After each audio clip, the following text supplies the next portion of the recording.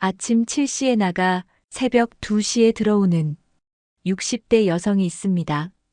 그녀가 그렇게까지 일하는 이유, 바로 은퇴하지 못해서입니다. 여러분, 혹시 이런 생각 해보신 적 있으신가요?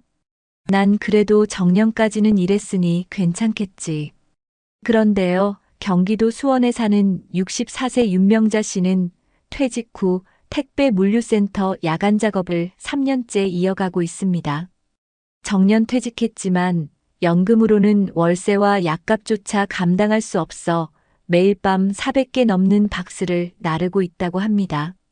누가 봐도 열심히 살았던 인생인데 왜 그녀는 은퇴하지 못했을까요? 지금 대한민국엔 900만 명이 넘는 50대, 60대 베이비부머 세대가 존재합니다. 그리고 이들 중 많은 이들이 퇴직 후에도 또 다른 일자리를 찾아 거리로 나서고 있습니다. 혹시 여러분도 나만은 아닐 거야라고 생각하고 계시진 않으신가요? 이 영상에서는 우리가 미처 준비하지 못한 은퇴 없는 대한민국의 진짜 민낯을, 그리고 그 속에서 살아가는 수많은 5060 세대의 현실을 여러분과 함께 들여다보려 합니다. 놓치시면 후회할 이야기입니다. 지금 시작합니다. 본격적인 영상 시작 전에 구독과 좋아요는 영상 제작에 정말로 큰 힘이 됩니다. 또한 오늘의 영상에는 위에 말씀드린 내용과 관련된 대한민국에서 일어나고 있는 비참한 사례 한 가지와 그와 반대되는 사례를 소개해드리겠습니다. 여러분들이 다 들어보시고 어느 쪽이 내가 원하는 노후의 인생인지 생각해보시는 시간이 되시기 바라겠습니다. 퇴근 후 집에 돌아오면 오전 9시쯤 온몸이 뻐근하고 발바닥은 얼얼하다. 그래도 그는 샤워를 하고 따뜻한 커피 한 잔을 내린다. TV를 켜놓고 낡은 소파에 앉는 시간, 그것이 그가 유일하게 느끼는 여유다. 소파는 아내가 살아있을 때 함께 고른 갈색 가죽 소파였다. 이제는 쿠션이 꺼지고 가죽은 해졌지만 그는 절대 이 소파를 버릴 수 없다. 아내가 여기 앉아 창밖 보면서 하던 말들이 아직도 들려요. 우리도 나중에 제주도 놀러 가자, 애들 다 크면. 근데 애들은 크긴 했는데 제주도는 못 갔어요. 그의 하루 중 가장 긴 시간은 오후다. 일은 끝났지만 쉴 수 없다. 마음을 쉬게 하는 일이 없기 때문이다. 하루에도 몇 번씩 스마트폰으로 일자리 앱을 켠다. 하지만 60세 이하 혹은 남자 제외 주말 근무 가능자라는 문구가 붙은 채 문은 또 닫힌다. 이웃 아주머니는 복지관 청소라도 알아보라고 했지만 정씨는 이미 거기에도 이력서를 넣었다. 서류에서 떨어졌다. 그는 허탈하게 웃으며 말한다. 이젠 청소도 경쟁이에요. 다들 먹고 살기 바쁘니까. 정부에서 발표한 2025년 시니어 고용 활성화 정책도 그에겐 먼 이야기처럼 느껴진다. 말은 많은데 실제로는 우리가 어디서 어떻게 신청해야 할지도 모르겠어요. 나이 많으면 일자리가 있다더니 막상 없어요. 그냥 뉴스에 나오는 얘기 같아요. 그는 오늘도 신문 배달을 끝내고 아침 공기를 마신다. 구청 시절 입던 파란 점퍼를 껴입고 여전히 출근하듯 거리로 나선다. 사람들은 그가 은퇴한 사람이라고 생각하지 않는다. 그 자신도 그렇게 느끼지 않는다. 어쩌면 은퇴란 말 자체가 사치일 수도 있어요. 지금 60대들은 그럴 여유조차 없잖아요. 우리 세대한텐 은퇴가 아니라 연장전이죠. 언제 끝날지 모르는 싸움. 정규환 씨는 오늘도 소파에 앉아 조용히 숨을 고른다. 새벽에 던졌던 신문 중 한 부를 펼쳐본다. 그 안에 실린 고령 일자리 확대라는 기사를 읽으며 그는 중얼거린다. 그 자리가 내 자리는 아니겠지. 그리고 커피를 마신다. 쓴맛이 혀끝에 남는다. 그는 알면서도 다시 한 모금을 마신다. 사는 것도 커피도 쓰지만 멈추지 않아야 하니까. 그래도 그는 내일 새벽에도 일어날 것이다. 자동차 소리 없는 골목길을 돌며 사람들의 문 앞에 조용히 신문을 놓을 것이다. 그는 누군가의 하루를 시작하게 해주는 사람이지만 정작 자신은 매일 그 하루의 끝에서 다시 출발한다. 그리고 밤이 오면 오래된 소파에 다시 앉는다. 등받이는 더욱 깊숙이 꺼지고 커피는 식어간다. 하지만 그는 여전히 묵묵히 앉아 있다. 그 자리가 자신이 아직 사라지지 않았다는 걸 증명해주기 때문이다. 정규환 씨는 가끔 5호선 전철을 타고 종로에 나간다. 그곳엔 예전에 함께 일하던 선배들이 가끔 모이는 조그만 국밥집이 있다. 몇 달에 한 번쯤 밥 한 끼 하시죠라는 연락이 오면 그는 꾸역꾸역 몸을 일으켜 지하철을 탔다. 하지만 그 자리는 늘 무거운 침묵과 짧은 안부 인사만 오간다. 잘 지내십니까? 뭐 그냥 그렇지요.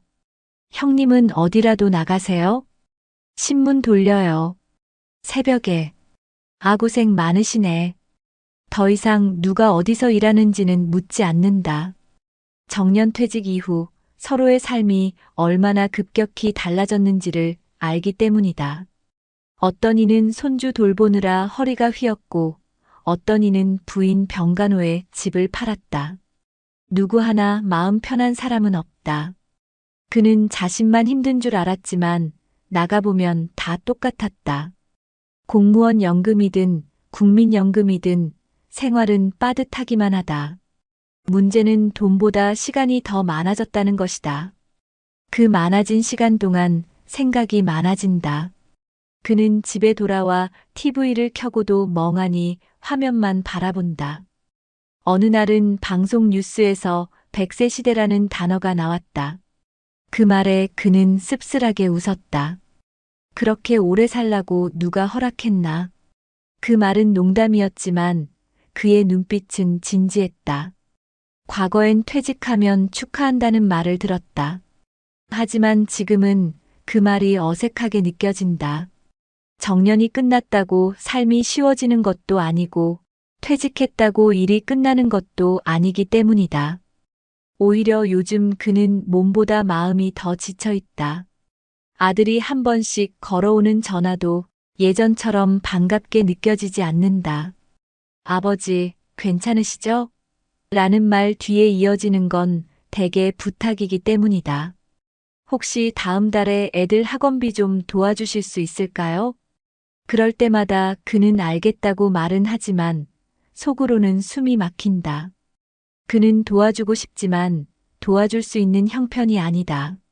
그는 연금 통장을 보며 신문 배달비 통장을 보며 어떻게든 빠듯하게 예산을 짜맞춘다.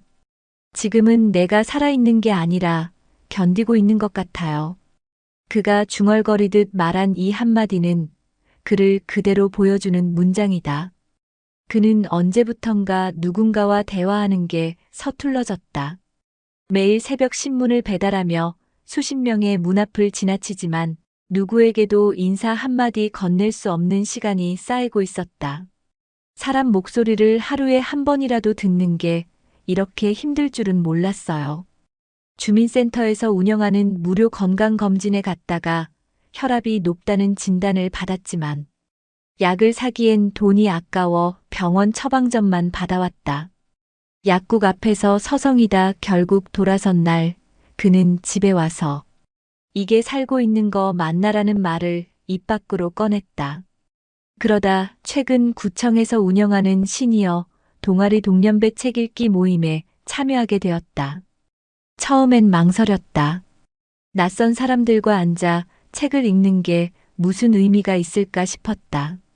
하지만 첫날 68세 강미자 씨가 읽어내려간 나이 들매 품격이라는 책의 한 문장에 그는 눈시울이 붉어졌다. 우리는 늙는 게 아니라 축적되어 간다. 그날 이후 그는 매주 월요일 아침이면 손톱을 깎고 단정히 셔츠를 다려입는다. 책 모임에 가는 날만큼은 자신이 다시 사회 속 한 사람이 된 것 같았기 때문이다. 누가 내 이름을 불러주고 내 얘기를 들어주는 곳이 있다는 것만으로 내가 아직 사람이라는 생각이 들어요. 요즘 그는 작은 버릇이 생겼다. 신문 배달을 마치고 돌아오는 길 누군가 문을 여는 타이밍을 기다려 안녕하세요라고 인사하는 것. 처음엔 어색했지만 어느 날 한 주민이 추운데 고생 많으세요라며 커피를 내밀자 그는 눈물이 핑 돌았다. 그 커피는 아직 냉장고에 넣어두고 마시지 않고 있다. 그 커피 마시면 그 고마움이 사라질까 봐요. 그 마음이 내 하루를 버티게 했거든요. 정 씨는 여전히 신문을 돌리고 여전히 소파에 앉아 커피를 마신다. 하지만 한 가지는 달라졌다. 그는 이제 매일 아침 다짐한다. 나는 오늘도 사회의 일부다. 비록 작고 보잘것없을지라도 누군가의 아침을 깨우는 사람이다. 며칠 전 구청에서 노인 사회참여 지원사업 안내 공문이 우편함에 들어왔다. 고령자를 위한 지역 봉사활동 기회였고 교통비와 식비 명목의 소정의 수당도 지급된다고 적혀 있었다. 정 씨는 망설였지만 다시 한번 신청서를 꺼내들었다. 누군가에게 도움을 받는 것도 좋지만 나도 도움 줄 수 있으면 좋겠어요. 그는 아내의 영정사진 앞에 앉아 작은 목소리로 중얼거렸다. 여보, 나 아직도 이래. 근데 이젠 조금 웃으면서 해보려고 해. 노년에도 멈추지 않고 매일을 버티는 그들의 현실. 그렇지만 그 속에서도 사람은 다시 연결되고 마음은 조금씩 회복된다. 은퇴는 끝이 아니라 또 하나의 시작이었다. 그는 내일도 새벽 공기를 가르며 신문을 배달할 것이다. 그 손엔 오늘보다 더 단단한 다짐이 쥐어져 있을 것이다. 조용히 방문을 닫고 신문 가방을 어깨에 맨다. 이제는 무거운 신문보다 마음의 무게가 더 크지만 그는 오늘도 걷는다. 걸음은 느려도 포기하지 않는 발걸음. 그것이 정규환 씨가 이 시대를 살아가는 방식이었다. 다른 건 몰라도요, 내 두 발로 하루를 시작할 수 있는 한 나는 아직 괜찮습니다. 그 말은 아마 우리 모두가 언젠가 되뇌게 될 말인지도 모른다. 바람이 차가운 새벽에도 손이 저려오는 계절에도 그는 묵묵히 한 집 한 집 신문을 놓고 간다. 그의 존재를 모를지라도 누군가의 문 앞에 놓인 신문 한 장이 이 사회에 여전히 필요한 노력의 흔적이라는 걸 그는 알고 있었다. 여러분 어떠시나요? 위의 사례는 정말 비참하고 서글픈 인생 아닌가요?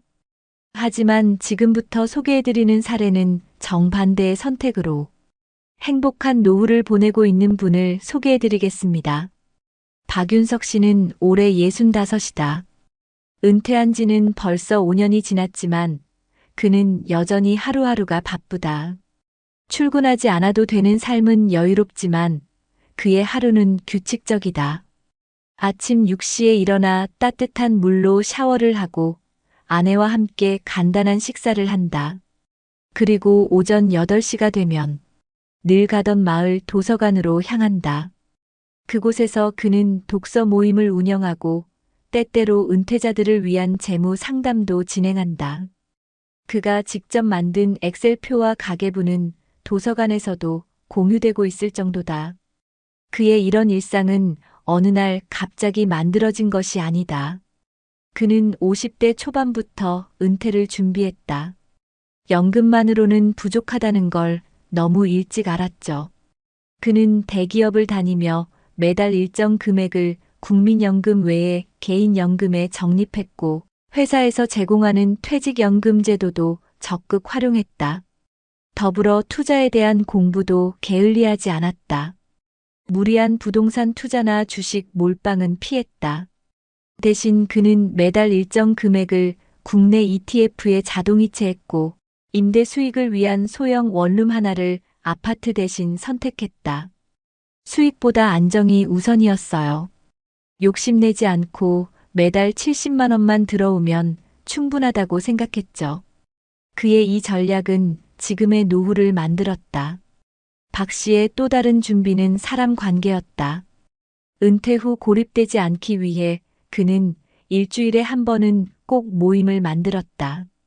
골프, 등산 같은 고가의 취미는 피하고 동네 책 모임, 자원봉사, 걷기 모임에 참여했다. 그 모임에서 만난 사람들과 지금까지도 정기적으로 연락하며 지낸다. 노후엔 돈보다 사람이 더 소중하단 말 진짜예요. 경제적 준비는 물론 건강도 미리 대비했다. 40대 중반부터 금연했고 음주는 일주일에 맥주 2잔으로 줄였다. 걷기 운동을 하루도 빼먹지 않고 정기 건강검진은 스스로 비용을 내서라도 매년 받았다. 그 덕분에 60대가 된 지금도 혈압이나 콜레스테롤 수치 하나 문제없이 매일 30분 이상 도서관 책상에 앉아 글을 쓰고 사람들과 이야기를 나눌 수 있다.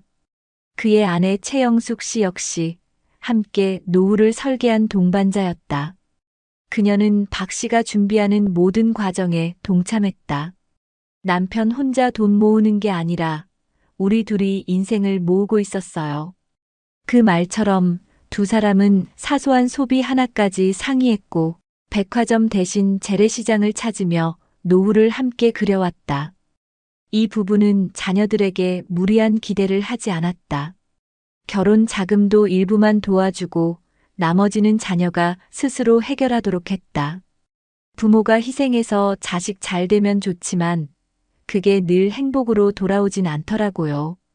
그의 말에는 약간의 아쉬움도 섞여 있었지만 동시에 자기 인생을 포기하지 않겠다는 단호함도 있었다. 지금 그는 매달 국민연금으로 약 80만 원, 개인연금으로 약 90만 원, 그리고 임대 수익으로 70만 원을 받는다. 세금과 보험료를 제하고 나면 실수령은 월 220만 원 안팎. 남들은 적다고 할 수도 있지만 부부가 검소하게 살면 충분하다는 게 박 씨의 생각이다. 무엇보다 중요한 건 그가 돈을 위해 일하지 않아도 된다는 점이다. 일하지 않아도 되지만 하고 싶어서 뭔가를 하는 건 기분이 완전히 달라요. 그는 도서관에서 아이들에게 책을 읽어주고 노인복지센터에서 후배 은퇴자들에게 자신의 경험을 나눈다. 어느 날 그가 다니는 걷기 모임에서 새로 들어온 58세의 이모 씨가 물었다. 선배님은 어떻게 이렇게 여유롭게 사세요? 저희는 퇴직이 무섭기만 한데요. 그는 잠시 생각하다가 웃으며 말했다. 저도 겁났죠. 근데 겁나니까 준비했어요. 미리 시작하면 덜 무섭습니다. 그는 지금도 준비를 멈추지 않는다. 노후 이막을 위한 돌봄 주택도 관심 있게 지켜보고 있고 지역 커뮤니티에서 운영하는 텃밭 프로그램에도 참여하고 있다. 최근엔 마을 신문에 기고도 시작했다. 내가 배운 걸 나눌 수 있다는 것. 그게 제일 큰 보람이에요. 그가 가장 자주 하는 말은 지금도 늦지 않았습니다이다. 이 말에는 그가 살아온 모든 시간이 담겨 있다. 60세에 퇴직하더라도 앞으로 30년은 더 살아야 하잖아요. 30년을 아무 계획 없이 버티기엔 너무 긴 시간이죠. 주변 사람들은 그를 보면 참 부럽다고 한다. 하지만 그는 그런 말을 들을 때마다 조심스럽게 웃는다. 부럽다는 말보다 따라 해보겠다는 말이 더 듣기 좋아요. 왜냐면 이건 누구나 가능한 준비였거든요. 그는 자녀들에게도 말한다. 너희는 아빠보다 더 잘 준비해야 해. 요즘은 90세까지는 기본이라더라. 내 인생의 후반전도 멋지게 살아야지. 요즘 그는 마을 강당에서 시니어 재무 코칭을 진행한다. 매달 2회 60세 이상 주민 10여 명이 모여 노후 재정 계획을 세운다. 박 씨는 엑셀 파일을 띄우고 말한다. 이건 제 실제 가계부입니다. 식비, 통신비, 건강보험료, 여가비 모두 나눠서 적으세요. 사람들은 놀란다. 그 정밀함에, 그리고 그 솔직함에. 며칠 전 그는 아내와 함께 동네 산책을 하다가 벚꽃이 흐드러지게 핀 공원에 멈춰 섰다. 이런 풍경을 함께 볼 수 있는 것만으로도 행복하다고 말하는 아내의 손을 그는 살며시 잡았다. 그 순간 그는 확신했다. 과거 수십 년간의 준비와 절제가 바로 이 순간을 위해 존재했던 것임을. 그는 단지 경제적으로 안정된 노후를 살아가고 있는 것이 아니라 정서적으로도 관계적으로도 건강한 삶을 살아가고 있다. 그의 노후는 견디는 시간이 아닌 누리는 시간이다. 그리고 그는 그것을 이뤄낸 몇 안 되는 사람 중 하나다. 만약 지금 이 글을 보고 계신 분들 중에 나는 이미 늦었다고 생각하는 분이 계시다면 그에게선 꼭 이 말을 전하고 싶다. 지금부터가 시작입니다. 하루를 잘 쌓으면 인생은 달라집니다. 그의 이 말이 여러분의 가슴 속에도 남기를 바란다. 박윤석 씨의 이야기는 단순히 한 사람의 성공담이 아니다. 그의 삶은 수많은 베이비 부머 세대에게 보내는 하나의 메시지다. 우리는 늦지 않았다. 지금부터 다시 시작할 수 있다. 그 말이 주는 울림은 같은 세대를 살아가는 모두에게 희망이 된다. 여러분도 지금 이 순간부터 자신만의 노후를 준비해보면 어떨까요? 당신의 노후도 충분히 아름다울 수 있습니다. 여러분, 이렇게까지 힘든 노후를 맞이한 사람들이 늘어나는 데에는 분명한 이유가 있습니다. 단순히 개인의 준비 부족이나 가족 문제로 돌릴 수만은 없는 구조적인 문제들이 있죠. 대한민국의 베이비 부머 세대, 그러니까 1955년부터 1963년 사이에 태어난 이들은 한때 산업화의 주역으로 불리며 경제 성장을 이끌었습니다. 하지만 지금 그들이 은퇴 시기를 맞이하며 겪는 현실은 너무나 다릅니다. 우선 국내 통계청 자료에 따르면 이 연령대의 60% 이상이 은퇴 연령을 훌쩍 넘긴 후에도 여전히 일하고 있다는 결과가 있습니다. 그 이유 중 하나는 경제적 이유가 압도적입니다. 실제로 은퇴 후 생활비로 필요한 최소 금액으로 전문가들이 제시하는 기준은 월 220만 원 이상인데 이들이 실제로 받는 국민연금 평균 수령액은 60세 이상 기준으로 60만 원에서 70만 원대에 불과하죠. 여기에다 자녀 교육비, 주거비, 의료비로 인해 노후 자산을 축적하지 못한 경우가 많습니다. 특히 IMF 외환위기 당시 중년을 보낸 이들은 구조조정으로 인해 조기 퇴직을 겪었고 이후 안정적인 재취업을 하지 못한 채 자영업에 뛰어들었다가 실패한 경우도 적지 않습니다. 이로 인해 실제 자산보다 부채가 많은 숨은 빈곤 노인층이 급증하고 있는 상황입니다. 이런 상황은 한국만의 문제가 아닙니다. 해외에서도 비슷한 흐름이 관찰되고 있는데요. 예를 들어 미국 노동통계국 BLS의 자료에 따르면 65세 이상 고령층 중 약 20%가 여전히 노동시장에 머물고 있으며 이 수치는 계속 증가하는 추세입니다. 전문가들은 그 원인을 불안정한 사회보장제도와 연금의 실질 구매력 감소로 보고 있습니다. 특히 세계적으로 고령화가 빨라지는 국가들일수록 이 문제가 두드러지는데 일본의 경우 70세 이상 고령층 중 절반 가까이가 일정한 형태의 노동에 종사하고 있다고 합니다. 한국도 다르지 않습니다. 베이비 부머 세대의 대부분은 퇴직 이후 국민연금 외에 별다른 소득이 없으며 자영업 실패나 부동산 투자 실패로 인해 기대했던 노후 자산이 빠르게 소진되는 경우가 많습니다. 실제로 한 해외 재무학 저널에 실린 연구에서는 은퇴 후 자산 감소 속도가 예상보다 훨씬 빠르게 진행되며 연금 소득만으로는 평균 수명을 감당하기 어렵다는 분석이 나오기도 했죠. 게다가 100세 시대에 접어들며 은퇴 후 30년이라는 개념은 이제 현실이 되었습니다. 그런데 그 긴 시간을 준비 없이 맞닥뜨린다는 것은 마치 무방비 상태로 거대한 파도를 마주하는 것과 같습니다. 그동안의 직장 생활에서는 월급이라는 안전망이 있었지만 은퇴 후에는 모든 것이 스스로 감당해야 할 몫이 되죠. 특히 중장년층은 가족을 부양하느라 자신을 돌볼 겨를이 없었고 자녀의 결혼과 주택 마련까지 떠맡으면서 정작 본인의 노후 준비는 뒷전이 된 경우가 허다합니다. 전문가들은 지금이라도 늦지 않았다고 말합니다. 그들은 공통적으로 소비 구조를 재편하고 지역사회와 연결돼 있는 삶을 설계하라고 조언합니다. 또한 베이비 부머 세대의 사회적 고립 문제는 노후의 심리적 건강까지 영향을 미친다고 경고합니다. 결국 노후를 지켜줄 진짜 자산은 경제적 수단과 함께 사회적 관계망이라는 거죠. 이 모든 것이 하나로 연결되어 있을 때 은퇴 이후의 삶도 비로소 존엄할 수 있습니다. 또한 해외에서는 노동 후반기 설계라는 개념이 널리 퍼져 있습니다. 단순히 퇴직 후 쉬는 것이 아닌 본인의 경험과 기술을 바탕으로 새로운 형태의 일을 찾고 사회에 기여하며 자아실현까지 이어가는 구조를 장려하고 있는 것이죠. 우리 사회도 이제는 이런 방향으로 전환해야 한다는 목소리가 커지고 있습니다. 노후가 불안한 것이 당연한 시대는 이제 지나가야 합니다.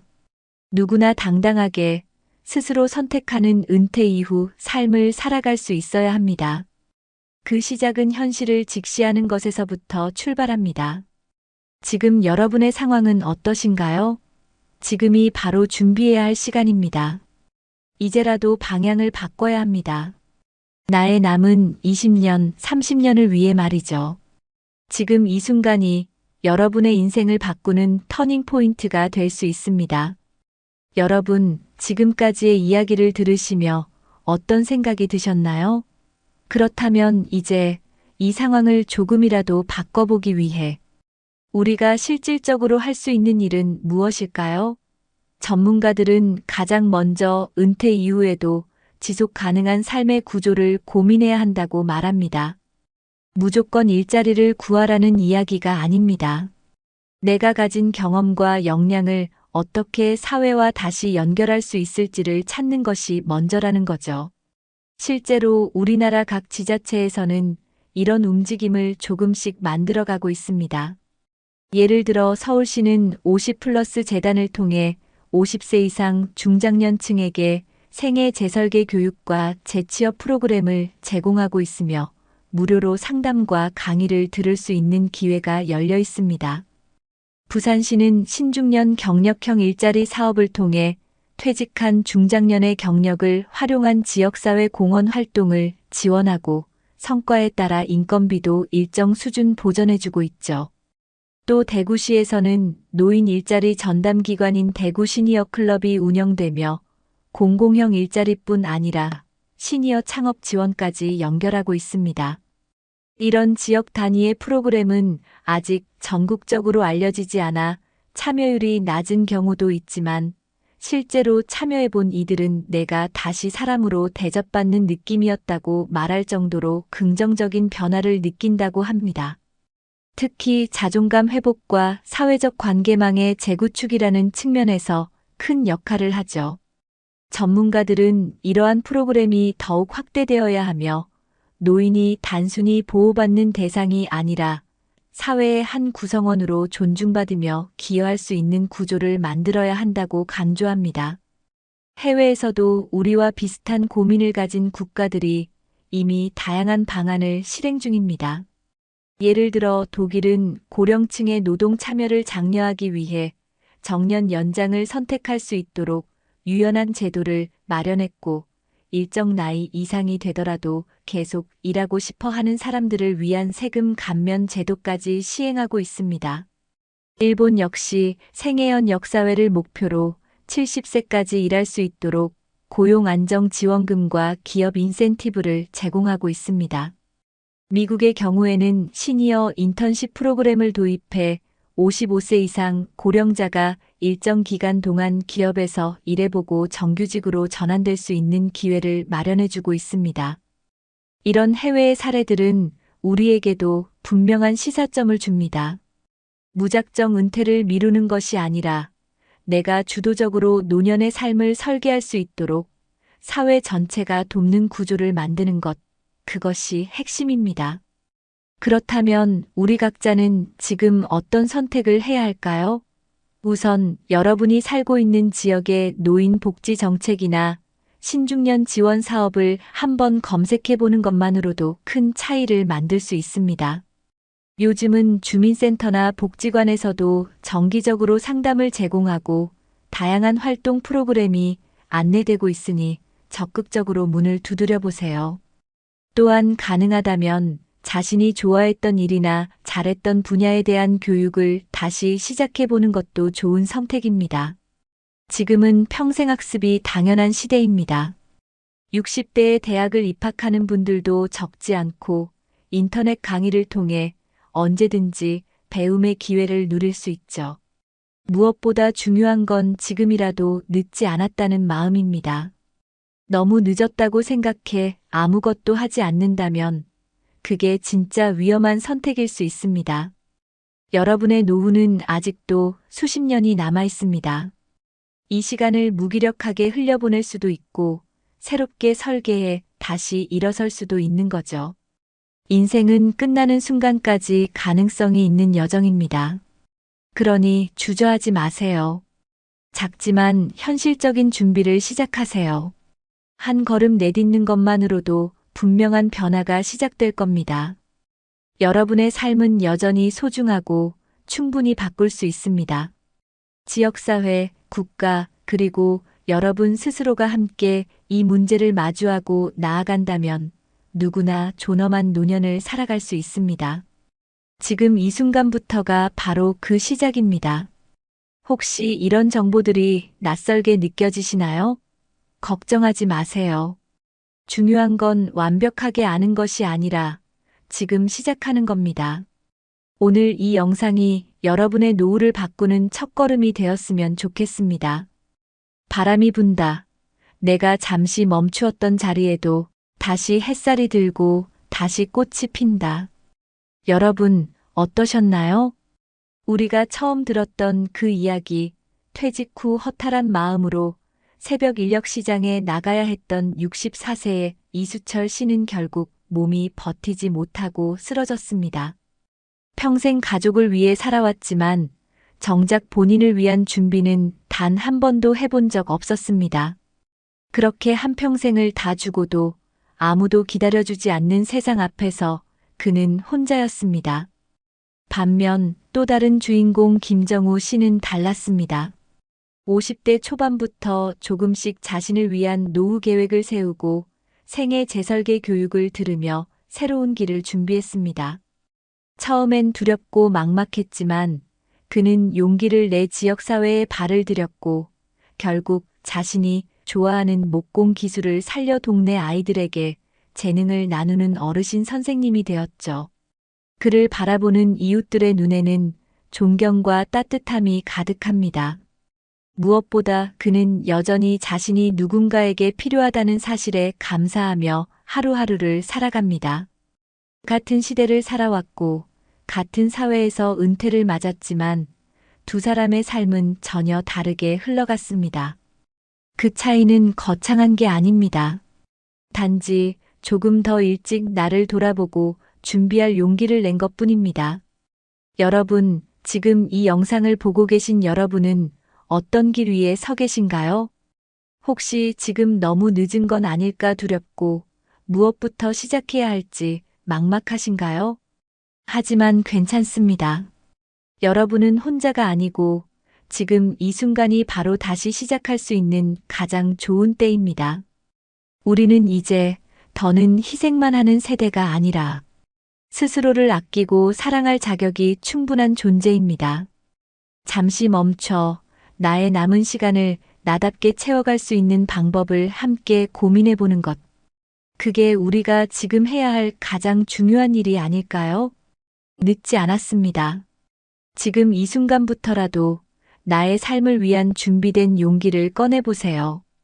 그 작은 용기가 여러분의 남은 인생을 다시 웃을 수 있는 따뜻한 시간으로 바꿔줄 겁니다.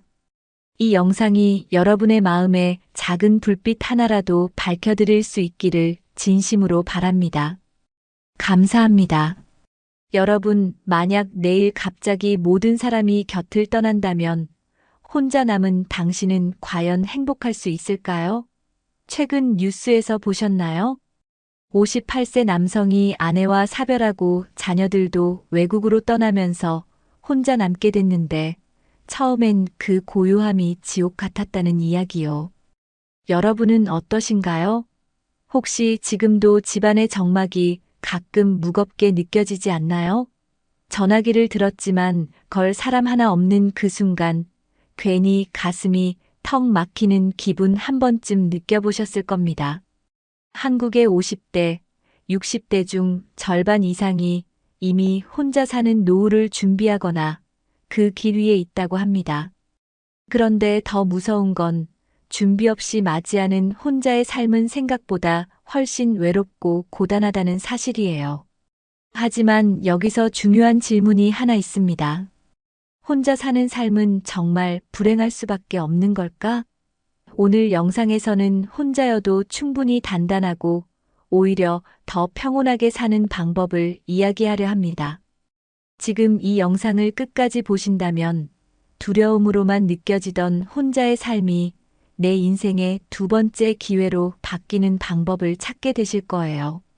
지금부터 함께 시작해 볼까요? 본격적인 영상 시작 전에 구독과 좋아요는 영상 제작에 정말로 큰 힘이 됩니다. 또한 오늘의 영상에는 위에 말씀드린 내용과 관련된 대한민국에서 일어나고 있는 비참한 사례 한 가지와 그와 반대되는 사례를 소개해 드리겠습니다. 여러분들이 다 들어보시고 어느 쪽이 내가 원하는 노후의 인생인지 생각해 보시는 시간이 되시기 바라겠습니다. 도연 씨는 올해 66입니다. 29년 동안 기술직 공무원으로 일했고 퇴직 후 지금은 매달 연금으로 생활하고 있습니다. 공무원은 퇴직금이 따로 없어요. 대신 연금으로 사는 거죠. 그는 담담하게 말했지만 그 연금만으로 노후를 유지한다는 게 요즘 같은 시대에 얼마나 빠듯한지 누구보다 잘 알고 있었습니다. 부인은 3년 전 병으로 세상을 떠났습니다. 두 자녀는 각각 직장을 찾아 부산과 일본으로 떠나 1년에 한두 번 얼굴을 볼까 말까 합니다. 처음 혼자가 되었을 때 이 씨는 그저 일시적인 적막이라고 생각했습니다. 하지만 시간이 지날수록 집안의 고요함은 무게를 더해갔습니다. 저녁에 식탁 위에 놓인 한 사람분의 밥상, 불 꺼진 거실, 텅 빈 방. 어느 날은 휴대폰을 들고 한참을 바라보다가 결국 전화를 걸 사람 하나 없다는 걸 깨닫고 조용히 내려놓은 적도 있다고 했습니다. 그의 집 현관 옆에는 낡은 등산화 한 켤레가 놓여 있습니다. 부인과 함께 매주 산을 오르던 시절의 흔적입니다. 퇴직하고 나면 같이 더 다니자던 사람이었는데 그 약속을 끝내 못 지켰죠. 손으로 등산화를 쓰다듬는 그의 손끝이 잠시 멈췄습니다. 하지만 그 등산화는 그에게 또 다른 시작의 신호가 되었습니다. 어느 날 그는 스스로에게 이렇게 말했습니다.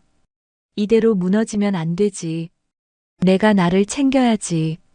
처음엔 그저 집 근처 작은 언덕부터 걸었습니다. 숨이 차올라 몇 번을 멈춰섰고 집으로 돌아와서는 오히려 더 허무한 기분이 들기도 했습니다. 하지만 그는 매일 그 길을 나섰습니다. 아무도 안 보는 길이지만 내가 나한테 약속한 길이었어요. 어느 순간 그 언덕길은 그에게 하루를 시작하는 의식이 되었습니다. 아침 7시. 알람도 필요 없었습니다. 그는 눈을 뜨면 가장 먼저 등산화를 바라봅니다. 오늘도 내가 나를 챙겨야지. 작은 독백은 하루의 첫 인사가 되었습니다. 커피포트에 물을 올리고 간단한 토스트와 삶은 계란을 준비합니다. 혼자 먹는 식사라도 정성스럽게 차리는 건 그의 작은 고집이었습니다. 대충 먹으면 하루가 대충 되는 것 같더라고요. 식사를 마치면 현관에 놓인 등산화를 신습니다. 낡았지만 발에 착 달라붙는 그 신발은 이제 부인과의 약속이 아니라 자기 자신과의 약속이 되었습니다. 동네 공원까지 이어진 짧은 산책길, 계절의 냄새가 묻어나는 그 길 위에서 그는 스스로에게 말할 겁니다. 도연아, 너 아직 살아있잖아. 오늘도 내가 너를 챙겨야지. 처음엔 그 길에서 누구와도 말을 섞지 않았습니다. 하지만 매일 같은 시간, 같은 길을 걷다 보니 눈인사를 나누는 사람들이 생겼습니다. 강아지를 산책시키는 할머니, 조깅하는 중년 남성, 그리고 매일 같은 벤치에 앉아 신문을 읽는 노신사. 어느 날은 벤치에 앉아 쉬다가 그 노신사와 자연스럽게 인사를 주고받았습니다. 오늘은 날씨가 좋네요. 아주 짧은 말이었지만 그날 집으로 돌아가는 길은 이상하게 덜 외로웠다고 했습니다. 하루 1시간의 산책은 점점 그를 바꾸기 시작했습니다. 집으로 돌아오면 거실의 정막이 전과 달리 다르게 들렸습니다. 더 이상 무겁지 않았습니다. 그는 작은 공책을 꺼내 오늘 본 하늘, 길에서 만난 사람, 그리고 느낀 감정을 적기 시작했습니다. 누구에게 보여줄 것도 아닌데 이상하게 마음이 편해지더라고요. 이 씨는 어느 날 스스로를 위해 작은 선물을 샀습니다. 새 등산화였습니다. 낡은 신발은 여전히 현관 한쪽에 두었지만 새로운 신발을 신고 첫 발걸음을 내딛는 날은 이상하게 가슴이 뛰었다고 했습니다. 부인과의 추억은 그 낡은 신발에 두고 이건 내 새로운 시작이라고 생각했어요. 그는 혼자라는 사실이 더 이상 무너짐의 이유가 되지 않도록 매일을 조심스럽게 쌓았습니다. 등산화 끈을 묶는 소리, 새벽 공기의 냄새, 식탁 위 작은 한 끼. 이 평범한 순간들이 그의 하루를 지탱하는 기둥이 되었습니다. 사람은 혼자라서 무너지는 게 아니라 혼자라는 감정을 다루지 못해서 무너지는 것 같아요. 그래서 매일 나한테 말해요. 혼자 있어도 혼자 있지 않기로 하자. 그의 집은 여전히 조용합니다. 하지만 그 정막은 더 이상 고립이 아닙니다. 그 속엔 스스로를 챙기는 작은 울림이 들어 있습니다. 봄이 지나 여름이 올 때쯤 이도현 씨의 하루는 조금 더 단단해졌습니다. 여전히 혼자였지만 그 고요함 속에서 스스로를 챙기는 일에 익숙해지고 있었습니다. 그는 매일 산책 후 공원 근처 작은 카페에 들렀습니다. 늘 같은 자리에 앉아 창밖을 바라보며 커피를 마셨습니다. 어느 날 카페 주인이 웃으며 말을 걸었습니다. 항상 같은 시간에 오시네요. 이제 단골이세요. 그는 잠시 머뭇거리다 웃으며 대답했습니다. 제가 저한테 약속한 시간이거든요. 그 짧은 대화는 오랜만에 사람의 온기를 느끼게 했습니다. 그날 이후 그는 카페 주인과 날씨 이야기, 커피 맛 이야기 같은 소소한 대화를 나누기 시작했습니다. 집으로 돌아가는 발걸음은 전보다 훨씬 가벼웠습니다. 혼자 사는 건 사람이 없는 게 아니라 나한테 말을 걸어주는 사람이 없다는 게 더 힘든 거였구나. 그는 그렇게 깨달았습니다. 어느 토요일 아침 공원에서 그 노신사와 다시 마주쳤습니다. 이번에는 노신사가 먼저 말을 걸었습니다. 오늘도 빠지지 않으셨네요. 대단합니다. 이 씨는 웃으며 대답했습니다. 저 스스로랑 약속했거든요. 매일 이 길은 걸어야 한다고. 그 말을 들은 노신사는 고개를 끄덕이며 자신의 이야기를 꺼냈습니다. 그는 70대였고 부인과 사별한 후 5년 동안 혼자 살고 있다고 했습니다. 두 사람은 그날 벤치에 앉아 한참을 이야기했습니다. 자녀 이야기, 젊은 시절의 추억, 그리고 혼자 사는 하루의 적막함까지. 그날 이후 두 사람은 자연스럽게 아침마다 같은 길을 걷게 되었습니다. 말이 많지 않아도 함께 걷는 발소리만으로도 이상하게 마음이 덜 외로웠습니다. 어느 날 노신사가 말했습니다.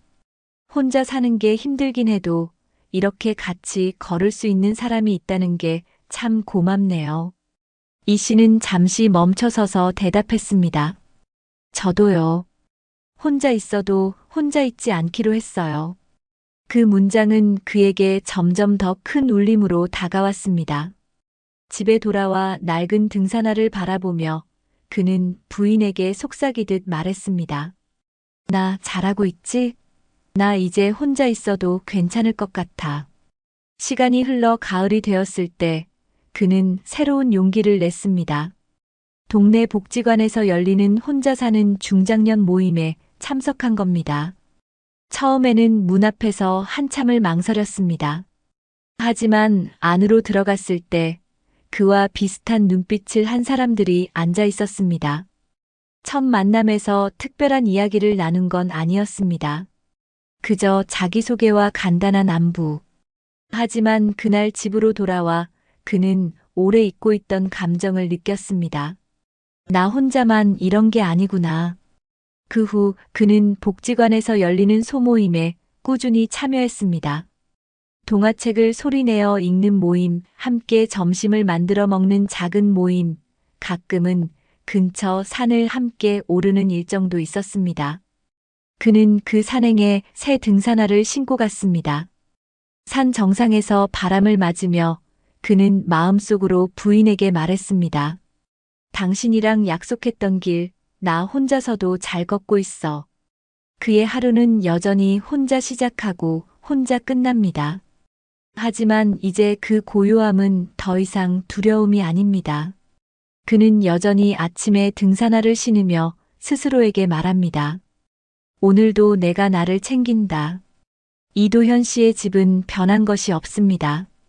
작은 아파트, 낡은 가구, 그리고 현관 옆에 놓인 두 켤레의 등산화. 하나는 과거의 기억이고 하나는 현재의 약속입니다. 그는 이제 알게 되었습니다.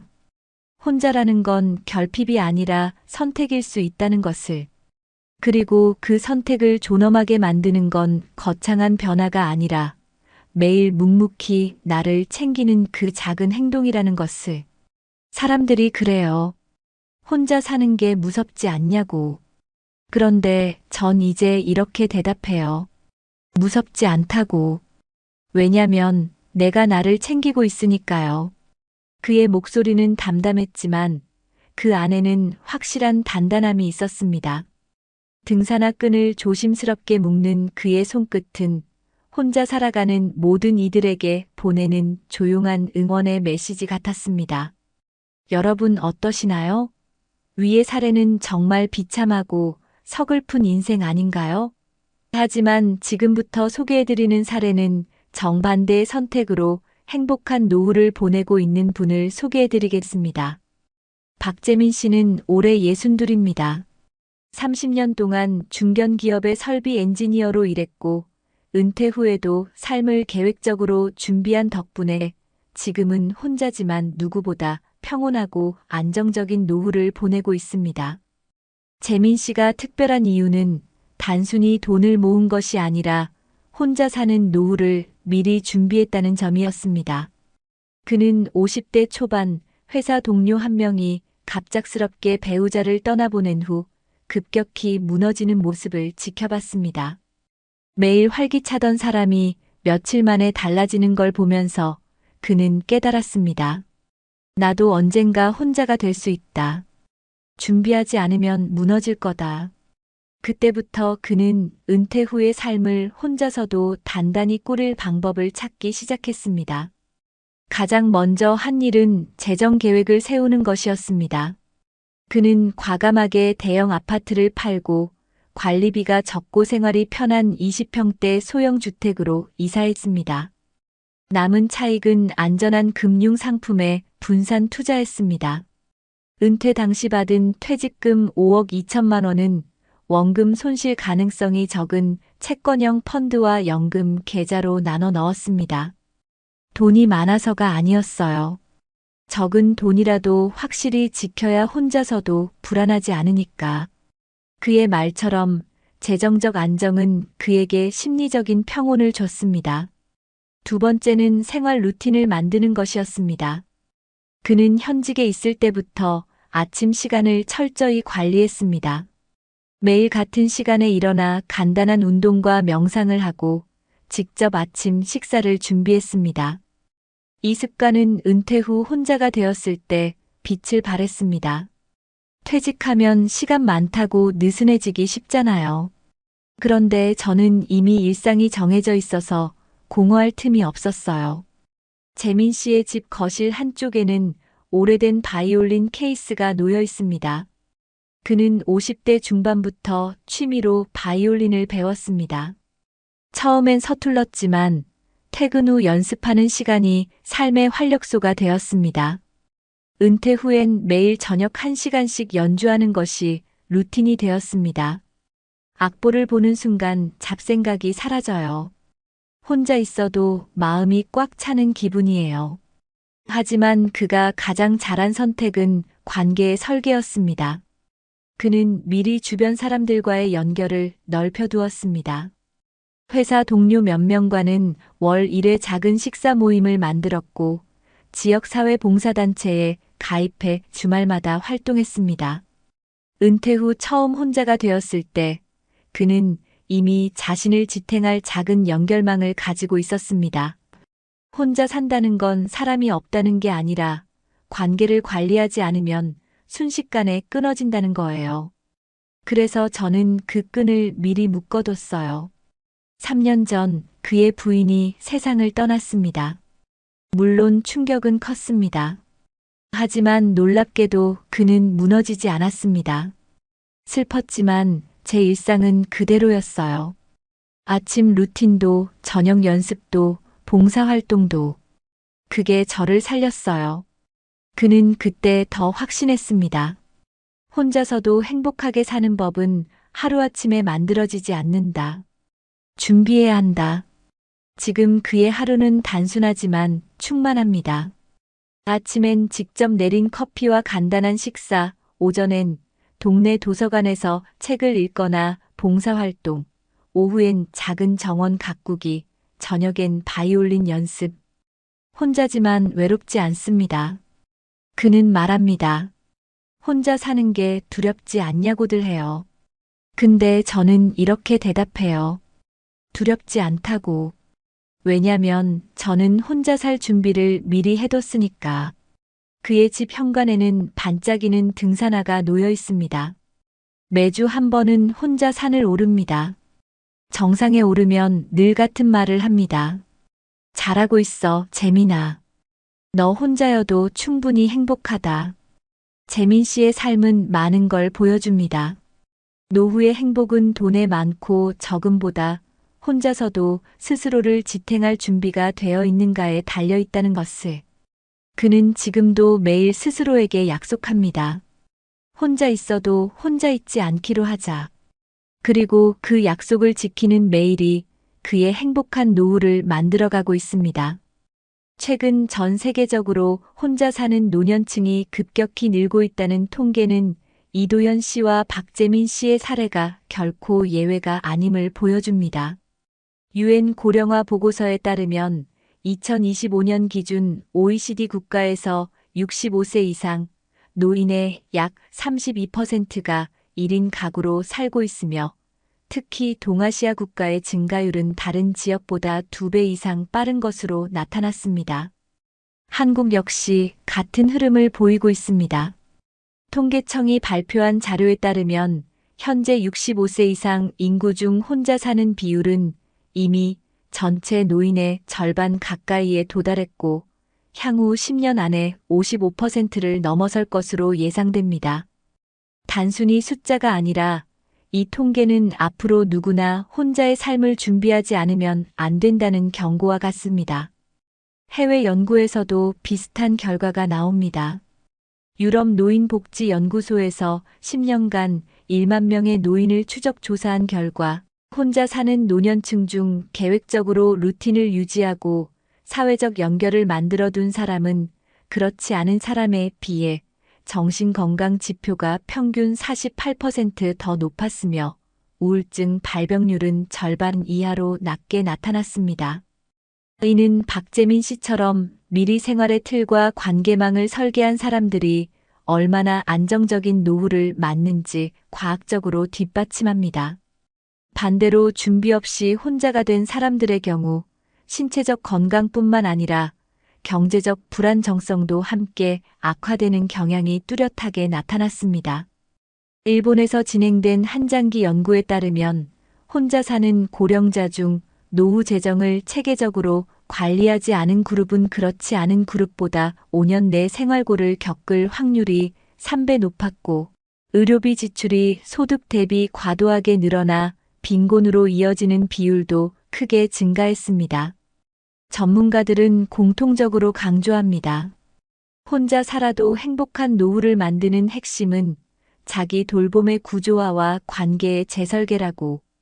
특히 동아시아 국가의 문화적 특성상 가족 중심의 관계가 약해지면 고립감이 훨씬 크게 다가오기 때문에 혈연이 아닌 새로운 관계망을 만드는 것이 필수라고 말합니다.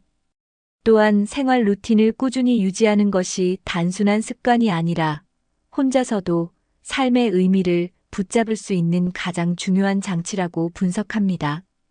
이는 이도현 씨의 작은 산책 루틴과 박재민 씨의 규칙적인 일상이 왜 그들의 삶을 지탱했는지를 보여주는 중요한 근거입니다.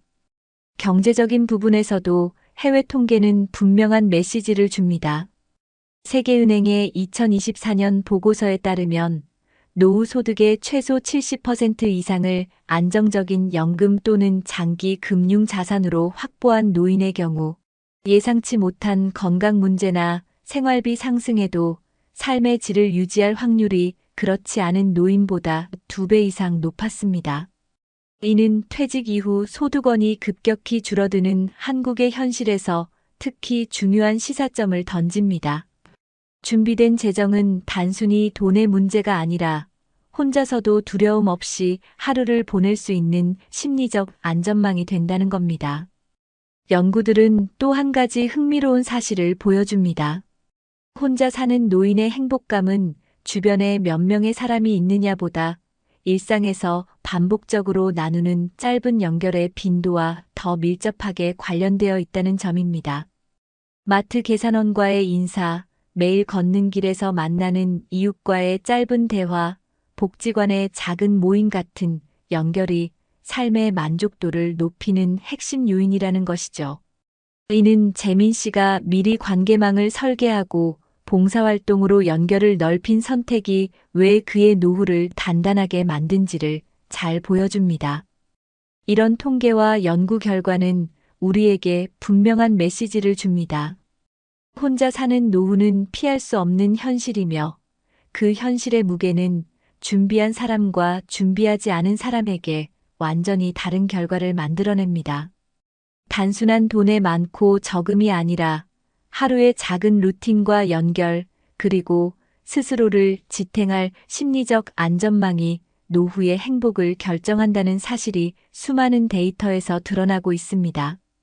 이제는 혼자의 삶을 두려움으로만 볼 것이 아니라 체계적으로 준비해야 할 새로운 형태의 삶으로 받아들여야 할 때입니다.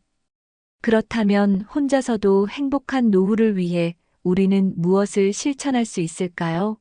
전문가들은 공통적으로 혼자의 삶을 두려움이 아닌 준비의 대상으로 바꾸는 것을 첫 번째 과제로 꼽습니다.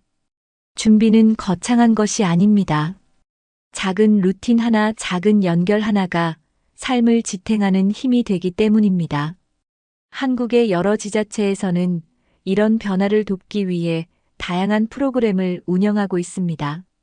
서울시는 1인 가구 지원센터를 통해 중장년과 노인을 대상으로 한 혼자서도 잘 사는 법 프로그램을 운영하고 있습니다. 이곳에서는 혼자 사는 사람들의 생활 루틴 만들기 워크숍, 식사 모임, 심리 상담과 긴급 돌봄까지 연결해 줍니다. 부산시는 중장년 희망 살림 교실을 열어 은퇴 후 재정 관리와 생활 습관 형성을 돕고 있으며 대구와 광주에서는 혼자 사는 노인 안전망 프로젝트를 통해 정기적으로 안부를 확인하고 지역 주민과의 연결을 만들어줍니다. 이런 프로그램은 실제 참여자들의 고립감을 줄이고 삶의 만족도를 높이는 데 큰 역할을 하고 있습니다.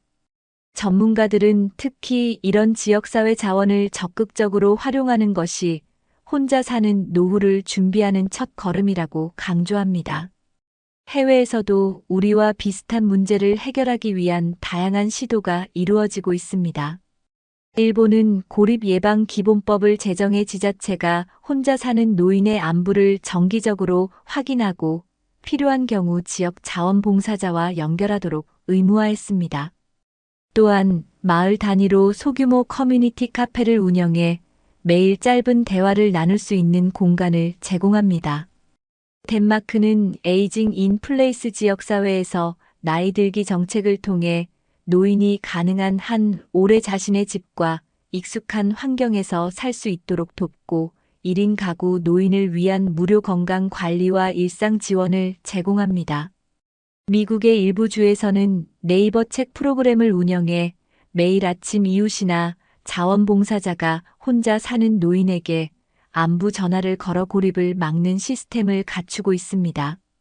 이런 해외 사례들은 우리에게도 중요한 시사점을 줍니다.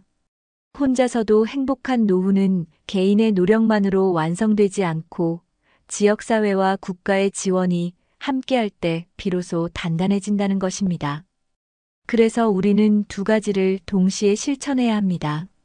첫째, 내 일상에 작은 루틴을 만들어 혼자서도 스스로를 챙기는 습관을 들이는 것. 아침마다 창문을 열고 바람을 느끼는 작은 행동, 하루 한 끼를 정성스럽게 차리는 태도가 그 시작이 될 수 있습니다. 둘째, 지역사회 프로그램을 적극적으로 찾아 참여하는 것. 가까운 주민센터나 복지관, 1인 가구 지원센터에서 제공하는 활동은 단순한 취미를 넘어 관계의 끈을 이어주는 안전망이 됩니다. 전문가들은 말합니다. 혼자 사는 삶을 존엄하게 만드는 건 큰 변화가 아니라 작은 연결과 꾸준한 습관이다. 이제 선택은 우리에게 달려 있습니다. 혼자라는 단어가 두려움이 아닌 자유가 되도록 오늘부터 할 수 있는 작은 실천을 시작해 보세요. 그 길 위에서 우리는 혼자여도 충분히 단단하고 혼자여서 더 평온한 노후를 만들어 갈 수 있을 것입니다. 조용히 묶은 등산화끈, 하늘을 올려다본 작은 고개, 혼자지만 흔들리지 않는 발걸음. 그 길 위에서 삶은 다시 시작됩니다.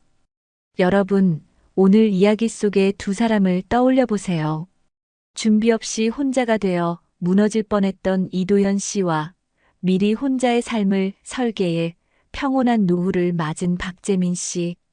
한 사람은 정막 속에서 스스로를 다시 일으켜야 했고, 또 한 사람은 작은 준비 덕분에 혼자여도 두렵지 않은 길을 걸을 수 있었습니다. 두 사람의 차이는 돈에 많고 적음이 아니었습니다. 그것은 혼자서도 나를 지탱할 준비를 했는가라는 아주 사소한 선택에서 시작된 것이었습니다. 여러분의 현관에는 어떤 신발이 놓여 있나요? 아직 묶이지 않은 끈일 수도 있고, 이미 수없이 걸은 낡은 신발일 수도 있습니다. 중요한 건 신발의 상태가 아니라 그 신발을 신고 어떤 내일을 걸어갈지 스스로 결정하는 우리의 마음입니다. 오늘이 늦었다고 생각하지 마세요. 내일 아침 작은 루틴 하나, 작은 연결 하나가 여러분의 삶을 완전히 바꿀 수 있습니다. 혼자여도 무너지지 않는 사람, 혼자라서 더 단단해지는 사람. 우리는 모두 그 길을 걸을 수 있습니다. 박재민 씨가 그랬던 것처럼 미리 준비해도 좋고, 이도현 씨처럼 지금부터 다시 시작해도 괜찮습니다. 중요한 건 지금 이 순간 내가 나에게 건네는 그 한마디입니다. 괜찮아. 오늘도 내가 나를 챙길 거야. 여러분, 우리 모두 언젠가 혼자의 길을 걸을지 모릅니다. 하지만 그 길은 두려움의 길이 아니라 존엄과 자유를 배우는 길이 될 수 있습니다. 오늘부터 작은 준비를 시작해 보세요. 혼자라는 말이 더 이상 외로움이 아니라 나를 온전히 만나는 가장 소중한 시간이 되길 바랍니다. 그리고 그 길 끝에서 여러분의 삶이 이렇게 말할 수 있기를 바랍니다. 나는 혼자였지만 내 삶은 언제나 따뜻했습니다. 얼마 전 한 뉴스에서 충격적인 현실이 공개됐습니다. 부산에 사는 72세 이정호 씨는 평생 공장에서 일하며 자녀를 키워냈지만 은퇴 후 남은 돈은 3천만 원뿐이었습니다. 국민연금으로는 월 80만 원, 생활비는 턱없이 부족해 결국 새벽마다 쓰레기 분류 아르바이트를 하며 버티고 있다고 합니다. 그런데 이런 이야기가 결코 특별한 경우가 아니라는 사실 알고 계신가요? 최근 통계에 따르면 대한민국 70대 가구의 절반 이상이 저축액이 3천만 원도 되지 않고 10명 중 6명은 매달 생활비를 마련하기 위해 다시 일을 나가야 하는 상황에 처해 있다고 합니다. 평생을 성실히 살아왔는데도 노후에 돈이 없다는 이유만으로 하루하루가 고통으로 바뀌는 현실. 여러분은 과연 예외일까요? 이제 질문을 던져야 할 때입니다. 70대가 되면 과연 얼마의 자산이 있어야 불안하지 않은 노후를 보낼 수 있을까요?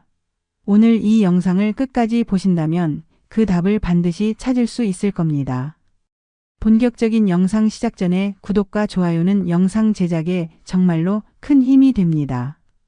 또한 오늘의 영상에는 위에 말씀드린 내용과 관련된 대한민국에서 일어나고 있는 비참한 사례 한 가지와 그와 반대되는 사례를 소개해 드리겠습니다.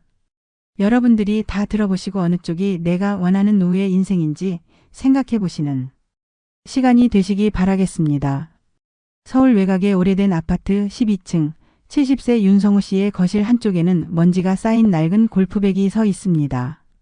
한때는 회식 후 동료들과 함께 라운딩을 나갈 때마다 손에 들던 자랑거리였지만 이제는 벽에 기대어 조용히 시간을 견디고 있을 뿐이죠. 성우 아빠 저거 이제 버려야 하는 거 아니에요? 아내의 말에 윤 씨는 한참 동안 골프백을 바라보다가 천천히 고개를 저었습니다. 그냥 둬. 저거 보면 내가 그래도 한때는 부장이었다는 게 생각나잖아. 윤 씨는 30년 넘게 건설회사에서 부장으로 일했습니다. 현장과 사무실을 오가며 전국을 떠돌았고 퇴직할 때 손에 쥔 퇴직금은 5억 2천만 원이었습니다. 그 돈으로 아내와 함께 노후를 준비할 거라 믿었죠. 하지만 은퇴 7년 차인 지금 그의 통장에는 3천만 원이 채 남지 않았습니다.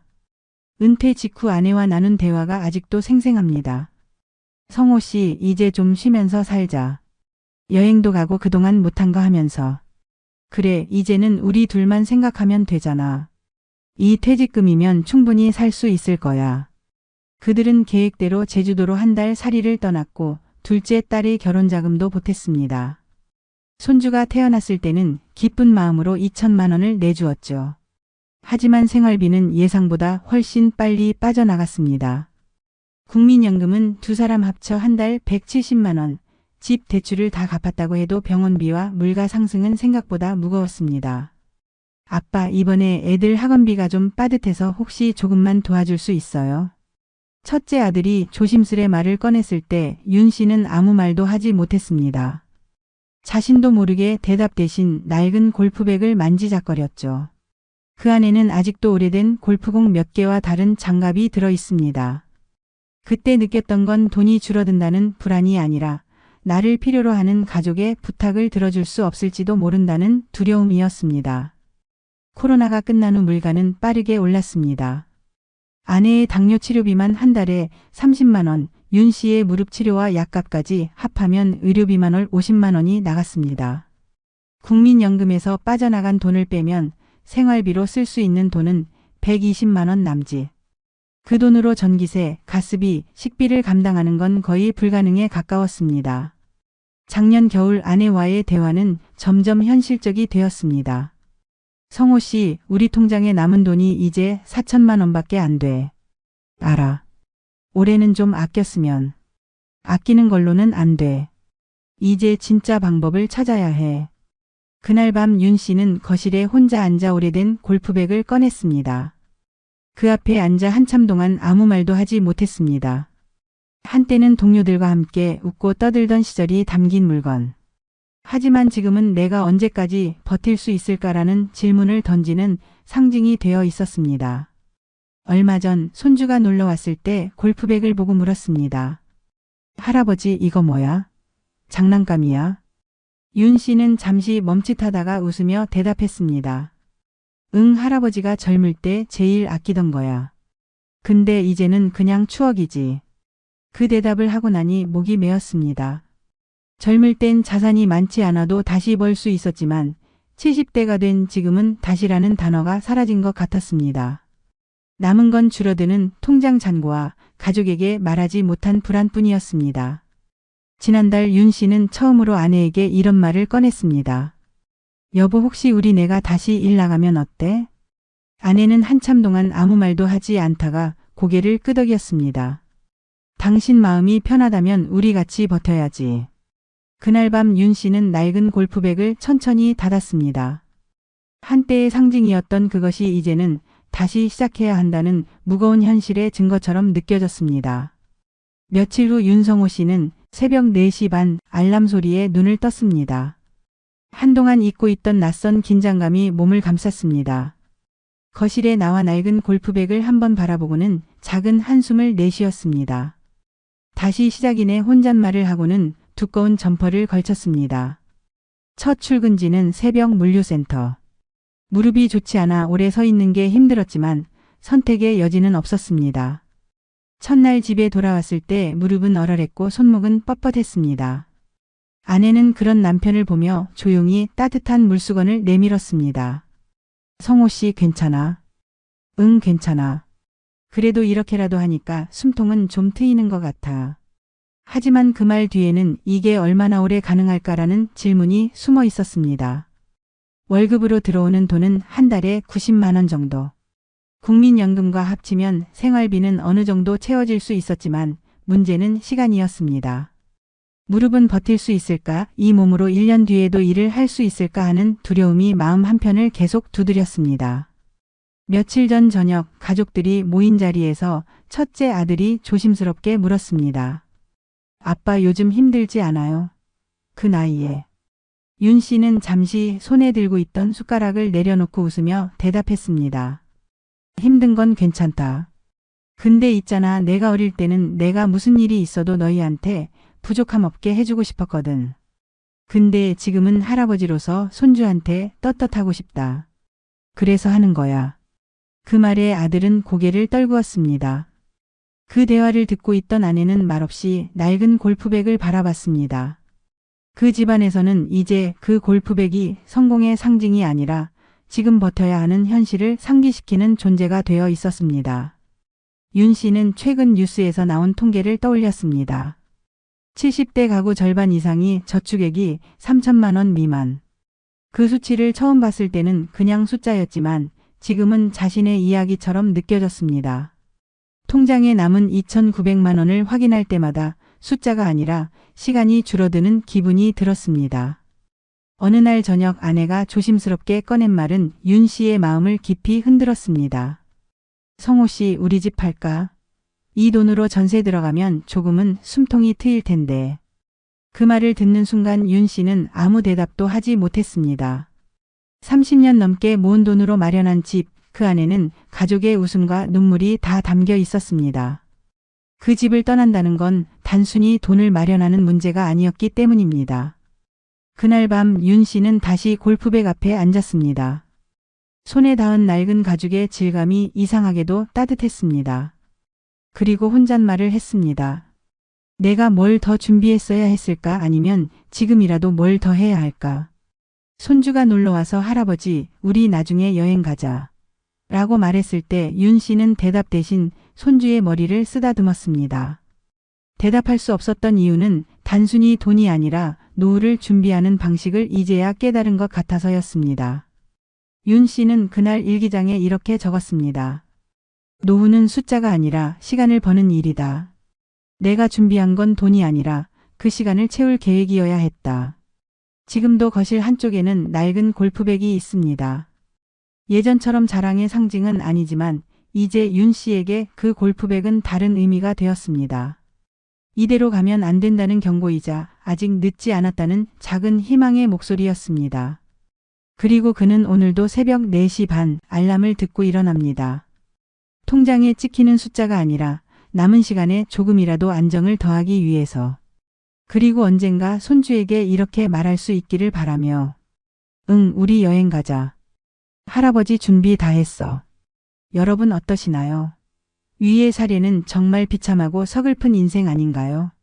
하지만 지금부터 소개해드리는 사례는 정반대의 선택으로 행복한 노후를 보내고 있는 분을 소개해드리겠습니다. 경기도 용인에 사는 69세 박철민 씨의 거실에는 반짝이는 골프채 세트가 놓여 있습니다. 하지만 그것은 허세나 과시의 상징이 아닙니다. 박 씨에게 이 골프채는 한 가지를 상기시켜주는 도구입니다. 미리 준비한 선택이 노후를 바꾼다.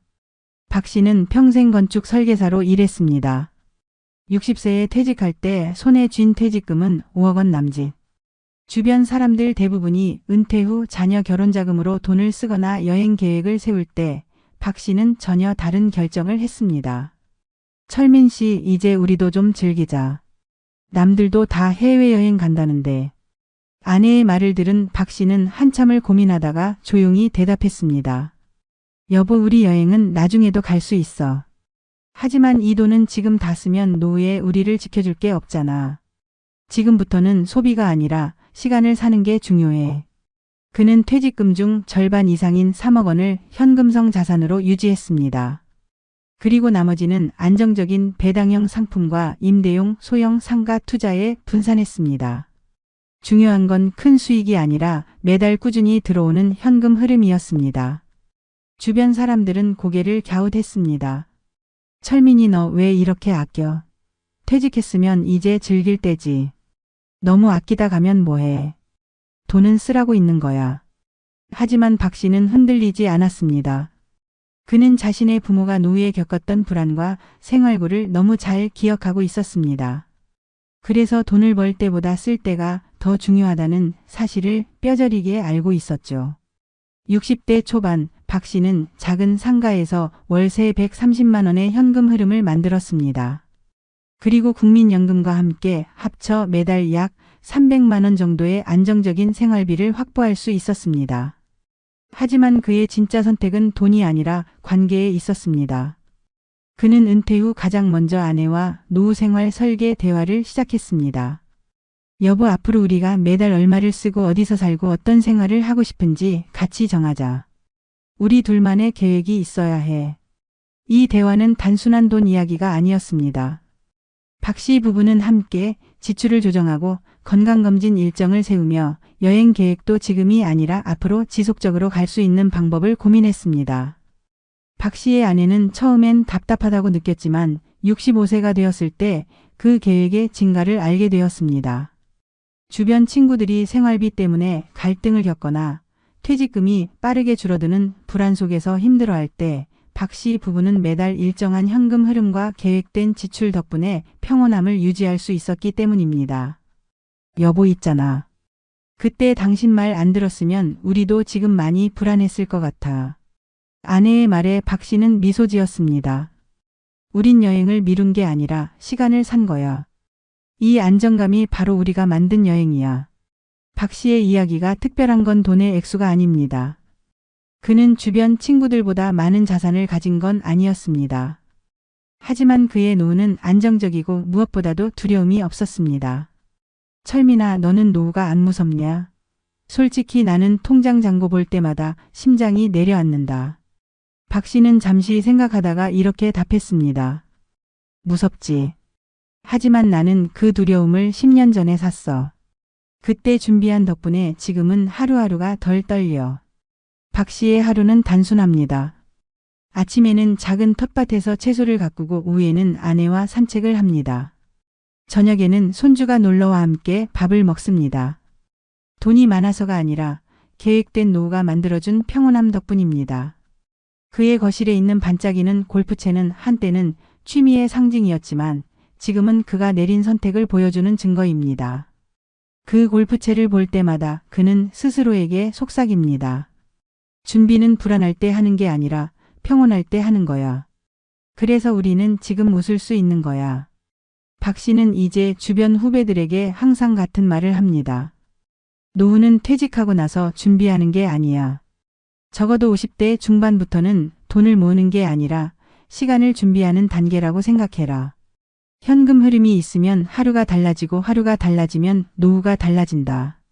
그는 여전히 검소하게 살지만 불안은 없습니다. 통장에 남은 돈보다 중요한 건 내일이 오늘과 다르지 않을 거라는 확신이라는 걸 알고 있기 때문입니다.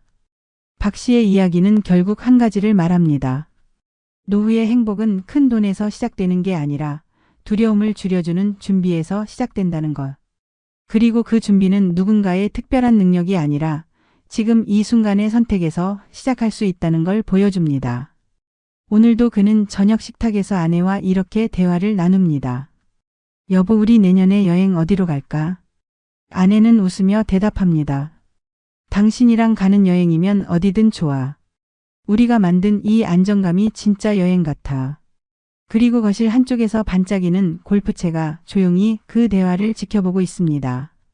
준비된 선택이 만든 행복한 노후의 증거처럼. 대한민국에서 70대의 노후 안정성을 보여주는 수치는 생각보다 냉정합니다. 최근 통계청과 금융권 자료를 보면 65세 이상 고령 가구의 평균 순자산은 약 4억 4천만 원 정도지만 그중 60% 이상이 부동산에 묵혀 있습니다. 실제로 당장 생활비로 쓸 수 있는 금융자산은 평균 8천만 원 수준이며 심지어 절반에 가까운 가구는 3천만 원도 되지 않는 저축액으로 노후를 버티고 있다는 조사 결과도 나왔습니다. 국민연금만으로 생활하는 가구는 전체의 약 45%를 차지하고 있으며 이들 중 절반 이상은 월 수령액이 100만 원 이하입니다. 이 수치는 국민연금으로만은 기본적인 생활조차 유지하기 어렵다는 현실을 보여줍니다.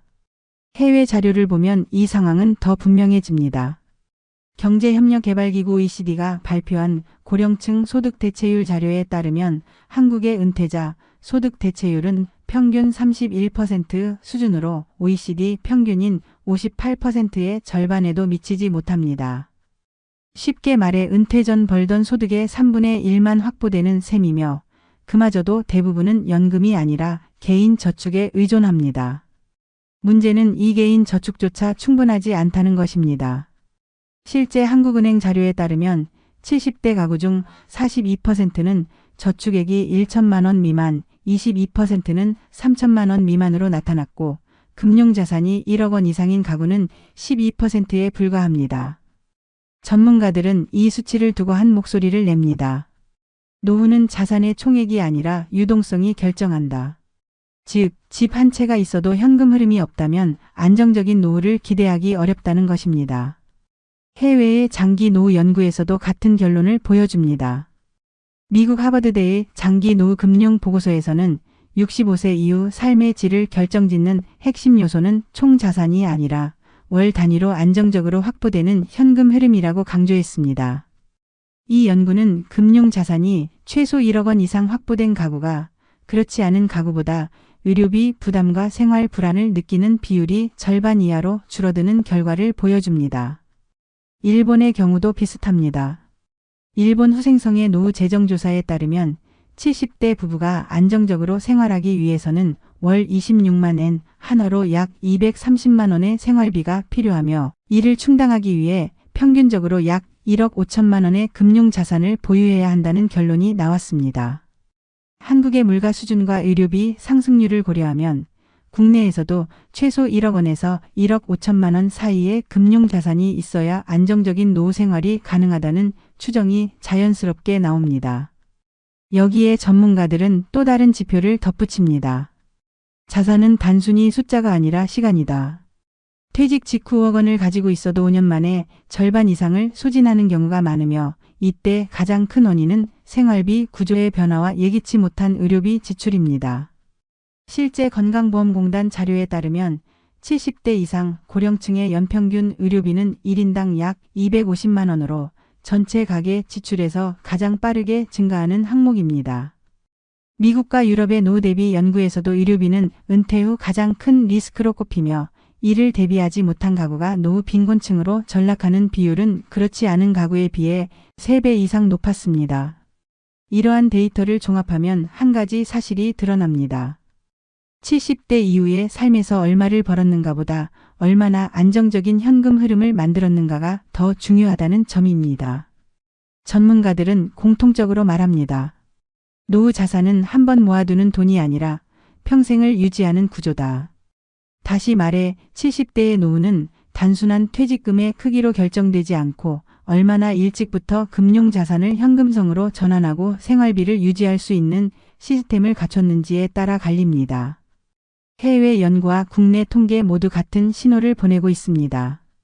준비된 사람과 준비하지 못한 사람의 격차는 60대가 아니라 70대에서 본격적으로 벌어지며 그 차이는 단순한 숫자가 아닌 삶의 질과 존엄으로 이어진다는 사실입니다. 그렇다면 불안한 노후를 막기 위해 우리는 지금부터 무엇을 준비해야 할까요? 전문가들은 한결같이 노후 준비는 돈을 모으는 것이 아니라 현금 흐름을 만드는 것에서 시작된다고 조언합니다. 즉, 70대 이후의 삶을 안정시키는 건 거대한 자산이 아니라 매달 들어오는 꾸준한 생활비입니다. 이를 위해 가장 먼저 해야 할 일은 금융자산의 구조를 재정비하는 것입니다. 퇴직금이나 저축액의 상당 부분이 부동산에 묶여 있다면 그중 일부를 현금성 자산으로 전환해 최소 1억 원 이상의 금융자산을 확보하는 것이 안전망을 만드는 첫 단계입니다. 현재 대한민국의 여러 지자체에서는 이러한 노후 준비를 돕기 위해 다양한 프로그램을 운영하고 있습니다. 서울시는 서울시 어르신 재무설계 지원 프로그램을 통해 60세 이상 시민에게 무료 금융 상담과 자산 구조 진단을 제공하고 국민연금퇴직연금과의 연계 플랜을 제시해 줍니다. 부산시는 시니어 금융 안심 프로젝트를 통해 고령층에게 저금리 생활자금 대출과 동시에 현금 흐름을 유지할 수 있는 자산 재분배 컨설팅을 제공하고 있으며 경기 남부 지역에서는 은퇴설계 아카데미를 열어 50대 후반부터 노후 준비 교육과 소규모 임대 배당 구조 설계를 돕는 프로그램을 운영 중입니다. 또한 최근에는 각 지자체에서 시니어 재취업과 소득 창출을 지원하는 사례가 늘어나고 있습니다. 예를 들어 대전시는 5060 리스타트 센터를 통해 은퇴자들이 기존 경력을 살려 시간제 일자리를 연결하고 일정 기간 근로 소득과 연금을 병행해 현금 흐름을 유지할 수 있도록 지원하고 있습니다. 해외 사례도 참고할 만합니다. 일본은 우리와 비슷한 고령화 문제를 겪으며 자산소득 배분법을 적극 도입했습니다. 일본 후생성은 은퇴자가 일정 비율의 금융자산을 현금성으로 보유하고 국민연금과 배당소득을 합쳐 최소 월 22만 엔화나 약 190만 원을 확보하도록 가이드라인을 제시합니다. 또한 지방정부와 민간이 협력해 에이징 인 플레이스 정책을 시행하여 고령층이 살던 집을 떠나지 않고도 의료돌 봉금융 상담을 동시에 받을 수 있는 네트워크를 구축했습니다. 미국은 리타이어먼트 인컴 레더라는 제도를 통해 은퇴자가 보유한 금융자산을 1015년 단위로 분리해 매달 일정 금액의 현금 흐름을 확보할 수 있도록 법적으로 지원하고 있으며 유럽의 일부 국가는 지역사회 연계형 펀드를 통해 고령층이 공동으로 투자하고 수익을 나누는 형태의 생활비 시스템을 도입했습니다. 이러한 해외 정책과 국내 지자체 프로그램이 보여주는 공통점은 분명합니다. 노후의 안정은 한 번의 목돈이 아니라 지속 가능한 현금 흐름과 사회적 안전망에서 나온다는 사실입니다. 지금 50대와 60대라면 지자체가 제공하는 금융 상담과 재취업 프로그램을 최대한 활용해 현금 흐름을 만드는 구조를 설계하는 것이 무엇보다 중요합니다. 아울러 가족과 함께 구체적인 생활 계획을 세워 지출을 줄이고 불필요한 자산을 현금화하는 과정을 미루지 말아야 합니다. 노후 준비의 핵심은 미래를 두려워하지 않기 위한 지금의 선택에 있습니다. 오늘 시작하는 작은 변화가 70대의 불안을 줄이고 평온한 노후로 이어질 수 있다는 사실을 기억해야 합니다. 낡은 골프백에 담긴 지난날, 반짝이는 골프채에 담긴 내일. 노후는 돈이 아니라 준비한 마음이 만드는 시간입니다. 여러분, 오늘 우리가 함께 본 두 가지 이야기를 기억하시나요? 하나는 평생 성실히 일했지만 준비의 방향을 놓쳐 결국 70대에 다시 새벽 일을 나가야 했던 윤성호 씨의 이야기였습니다. 그의 거실 한쪽에 놓인 낡은 골프백은 한때의 영광이 아니라 다시 시작해야 하는 현실의 상징이었죠. 반면 박철민 씨의 집에는 반짝이는 골프채가 있습니다. 그는 퇴직 직후부터 현금 흐름을 만들고 가족과 함께 구체적인 계획을 세워 불안 대신 평온을 택했습니다. 그의 골프채는 안정된 내일을 준비한 선택의 증거였습니다. 이 두 사람의 차이는 돈의 액수가 아니었습니다. 퇴직금의 크기도 가진 집의 위치도 아니었습니다. 차이를 만든 건 단 하나, 지금의 선택이었습니다. 윤성호 씨가 느꼈던 두려움은 사실 우리 모두가 느낄 수 있는 현실이고, 박철민 씨가 만든 안정은 우리도 충분히 만들 수 있는 미래입니다. 여러분, 지금 거실에 무엇이 있나요? 낡은 물건 하나에도 우리의 지난날과 내일이 담겨 있을지 모릅니다. 중요한 건 그것을 바라보는 우리의 마음과 지금 내리는 결정입니다. 오늘의 작은 준비가 내일의 눈물이 아닌 미소를 만들 수 있습니다. 이제 우리 모두가 스스로에게 물어야 할 질문은 단 하나입니다. 나는 어떤 골프백을 남기고 싶은가? 늦지 않았습니다. 지금부터라도 한 걸음씩 두려움 대신 준비를 선택한다면 우리의 70대는 불안이 아니라 평온으로 채워질 수 있습니다. 여러분의 오늘의 선택이 사랑하는 가족과 나 자신을 위한 가장 따뜻한 선물이 될 겁니다. 여러분, 혹시 최근 뉴스에서 보셨나요? 52세에 은퇴한 남성이 8억이라는 자산을 가지고도 불과 4년 만에 통장 잔고가 바닥나 노후 파산을 맞이한 이야기. 남 얘기 같으신가요? 하지만 지금 50대라면 이건 언제든 우리 현실이 될 수 있는 문제입니다.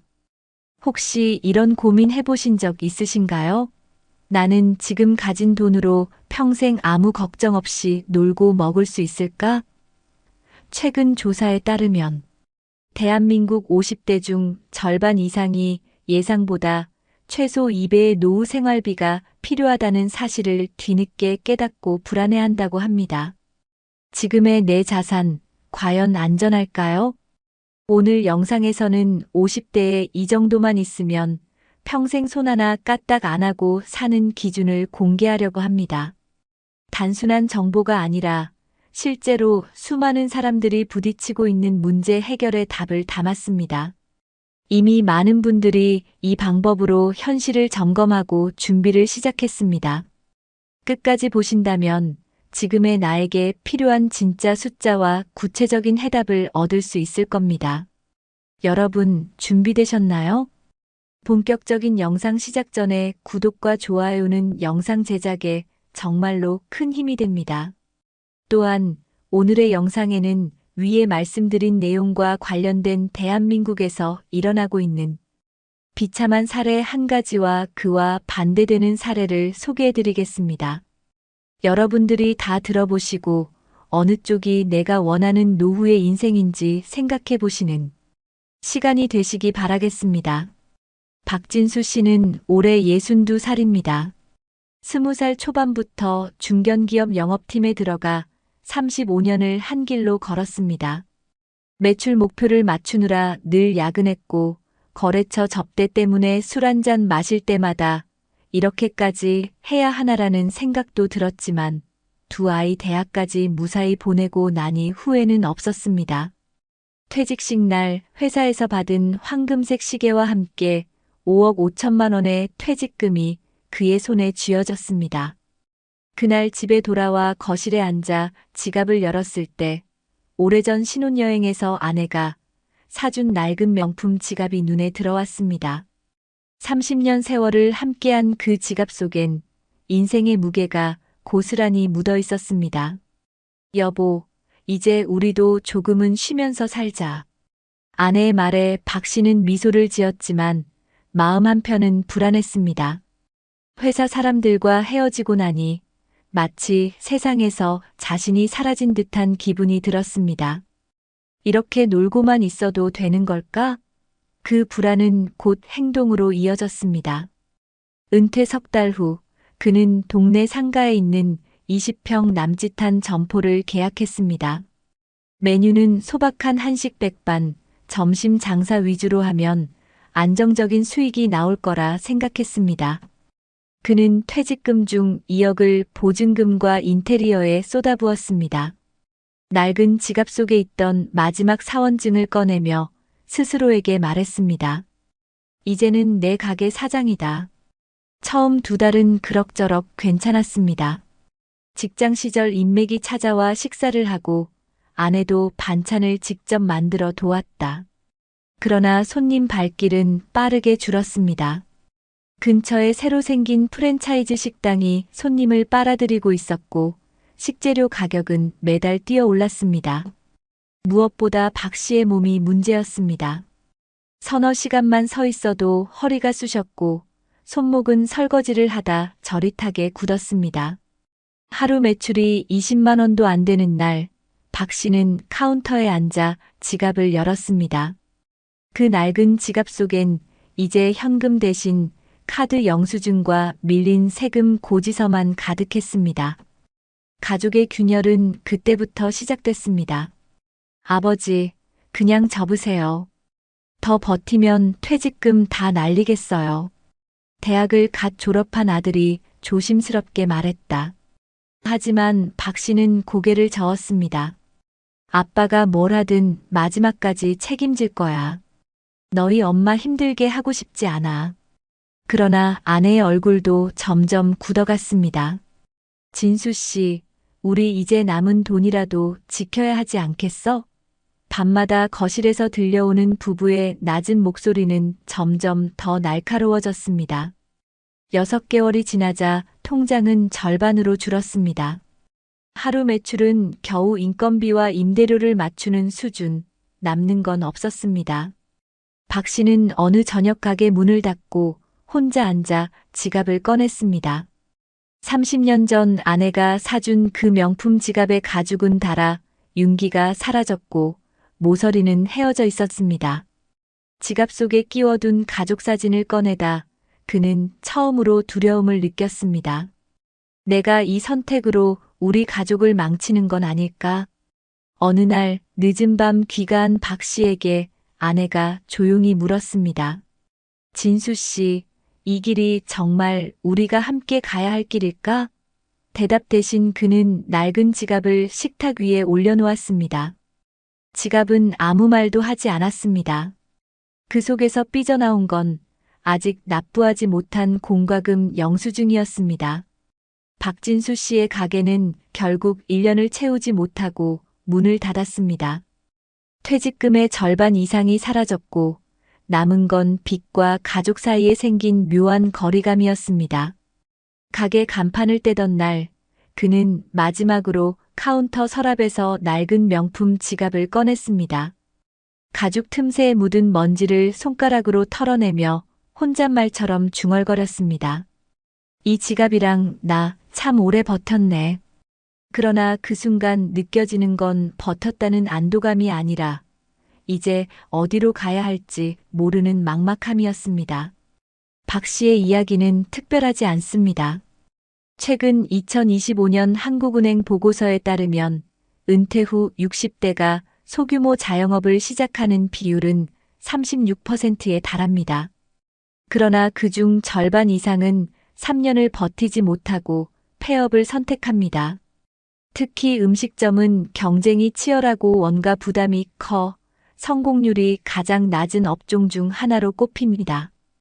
통계청 자료에 따르면 최근 60대 창업자의 평균 초기 투자금은 약 2억 원. 하지만 절반 이상이 2년 이내에 자본금을 절반 이하로 잃는다고 합니다. 박진수 씨의 가족도 이 수치 속에 포함됐습니다. 가게를 접은 후 그는 한동안 집에서 아무 말도 하지 않았습니다. 저녁 식탁에 앉아도 숟가락 소리만 들렸습니다. 아들은 취업 준비를 핑계로 집을 비우는 시간이 늘었고 아내는 거실 한쪽에 쌓인 세금 고지서를 볼 때마다 눈을 감았습니다. 어느 날 박 씨는 다시 그 낡은 지갑을 손에 쥐었습니다. 지갑 안에는 마지막으로 남은 현금 5만 원과 아내가 적어둔 메모 한 장이 있었습니다. 진수 씨, 우리 다시 시작하자. 돈보다 중요한 건 당신이야. 그 글씨를 보고 그는 처음으로 무너져 울었습니다. 하지만 현실은 냉정했습니다. 남은 자산으로는 생활비를 충당하기도 빠듯했습니다. 국민연금은 매달 110만 원 남짓, 대출 이자는 그 절반을 삼켜버렸습니다. 결국 박 씨는 새벽 배송 일을 시작했습니다. 전직 부장이었던 그는 이제 새벽 2시 물류센터에서 박스를 나르며 하루를 시작합니다. 한겨울 차가운 공기가 폐로 스며들 때마다 그는 자신에게 묻습니다. 이게 내 은퇴 후 모습이었을까? 전문가들은 말합니다. 은퇴 후 창업은 충분한 시장 조사와 자금 계획 없이 시작할 경우 퇴직금을 잃는 가장 빠른 길이 될 수 있습니다. 실제로 한국노동연구원 조사에 따르면 은퇴 후 자영업 실패가 가족 갈등으로 이어지는 경우가 65%를 넘는다고 합니다. 박 씨의 가정도 예외가 아니었습니다. 어느 저녁 아내는 조심스럽게 입을 열었습니다. 진수 씨, 우리 이대로 가다간 우리 가족 무너질 것 같아. 박 씨는 아무 말도 하지 못한 채 지갑을 쥔 손만 꼭 움켜쥐었습니다. 그 낡은 명품 지갑은 이제 더 이상 부의 상징이 아니었습니다. 그건 단지 한 남자의 지난 세월과 무너져가는 자존심을 담은 작은 상자일 뿐이었습니다. 몇 달 뒤 박 씨는 동네 복지관에서 진행하는 노후 재무 상담 프로그램에 참석했습니다. 그곳에는 자신과 비슷한 사연을 가진 사람들이 많았습니다. 한 강사는 이렇게 말했습니다. 지금이라도 늦지 않았습니다. 중요한 건 다시 계획을 세우고 남은 자산을 지키는 겁니다. 돈은 잃어도 가족은 잃지 마세요. 그 말을 들으며 박 씨는 조용히 지갑을 열어 메모를 다시 꺼냈습니다. 아내의 글씨가 희미하게 번져 있었지만 여전히 그 메시지는 선명했습니다. 돈보다 중요한 건 당신이야. 이후 박 씨는 가게 대신 안정적인 소득을 얻을 수 있는 파트타임을 찾았고 지자체에서 운영하는 은퇴자 재취업 프로그램에도 등록했습니다. 매일 새벽 일을 나가면서도 그는 지갑을 꼭 챙겼습니다. 이제 그 낡은 지갑은 실패의 상징이 아니라 다시 일어서야 하는 이유가 되었습니다. 여러분 어떠시나요? 위의 사례는 정말 비참하고 서글픈 인생 아닌가요? 하지만 지금부터 소개해드리는 사례는 정반대의 선택으로 행복한 노후를 보내고 있는 분을 소개해드리겠습니다. 올해 64이 된 김세훈 씨는 한때 대기업 연구소에서 근무했던 평범한 직장인이었습니다.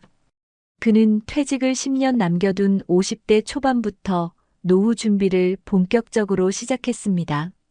퇴직금은 많아야 5억 원대일 거라는 걸 알고 있었기에 퇴직금만 믿고 살 수는 없다는 생각이 그를 움직였습니다. 김 씨가 처음 한 일은 가계부를 새로 쓰는 것이었습니다. 그 가계부 첫 장에는 이런 문장이 적혀 있었습니다. 앞으로의 20년은 돈을 버는 시간이 아니라 돈을 지키는 시간이다. 그는 우선 생활비를 정확히 계산했습니다. 교육비와 대출이자를 제외한 순수 생활비는 매달 약 220만 원. 그는 그 수치를 기준으로 은퇴 후 예상 생활비를 산정했고 매년 물가 상승률 2%를 반영해 최소 400만 원 이상의 월 지출이 필요할 거라 계산했습니다. 그리고 이 금액을 준비하기 위해 4개의 노후 파이프라인을 만들었습니다. 첫째, 국민연금과 퇴직연금. 둘째, 안정적인 배당형 금융자산. 셋째, 작은 규모의 임대 수익. 넷째, 은퇴 후에도 할 수 있는 소규모 파트타임 계획. 김 씨 부부는 과감한 결정을 내렸습니다. 서울 외곽에 있던 32평 아파트를 팔고 경기도의 25평 신축 아파트로 이사했습니다. 이 선택으로 대출을 모두 갚고 현금 2억 원을 확보했습니다. 아내는 처음엔 불안해했습니다. 여보, 이렇게까지 해야 해? 그러나 김 씨는 흔들리지 않았습니다. 지금은 불편해도 나중에 웃을 수 있으면 돼. 남은 시간은 우리 편안한 노후를 위한 투자야. 이 대화는 이후 두 사람의 인생을 바꾼 시작점이 되었습니다. 퇴직을 3년 앞둔 시점, 김 씨는 다시 한번 결단을 내렸습니다. 회사의 임금 피크제를 받아들이는 대신 퇴직연금 운용 방식을 바꾸고 남은 급여의 절반을 안정적인 배당주와 채권에 분산 투자했습니다. 동시에 아내와 함께 재무 상담을 받으며 은퇴 이후의 시뮬레이션을 여러 차례 점검했습니다. 안전하게, 그러나 돈이 일하도록. 이것이 그들의 목표였습니다. 퇴직식 날, 그는 5억 2천만 원의 퇴직금을 손에 쥐었습니다. 많은 사람들이 여행을 계획하거나 새로운 창업을 고민했지만 김 씨는 다른 길을 택했습니다. 퇴직금 중 절반은 기존 금융자산과 합쳐 안정적인 인컴형 포트폴리오를 구축했고 나머지 절반은 예비 의료비와 비상자금으로 분리했습니다. 그리고 은퇴 첫날, 그는 아내와 함께 소박한 저녁을 먹으며 말했습니다. 우리의 노후는 이제부터 시작이야. 하지만 난 두렵지 않아. 준비했으니까. 김 씨의 선택은 시간이 지날수록 빛을 발했습니다. 매달 국민연금 130만 원, 퇴직연금에서 90만 원, 그리고 소형 오피스텔 임대 수익으로 70만 원. 총 290만 원이 고정적으로 들어왔고 금융자산에서 나오는 배당과 이자, 수익으로 월 120만 원을 추가 확보했습니다. 합계 약 410만 원의 안정적인 현금 흐름. 그는 손 하나 까딱 안 해도 매달 생활비를 충당할 수 있었고 남는 돈은 다시 자산으로 쌓였습니다. 은퇴 5년 차가 된 지금 김 씨 부부는 소박하지만 여유로운 삶을 살고 있습니다.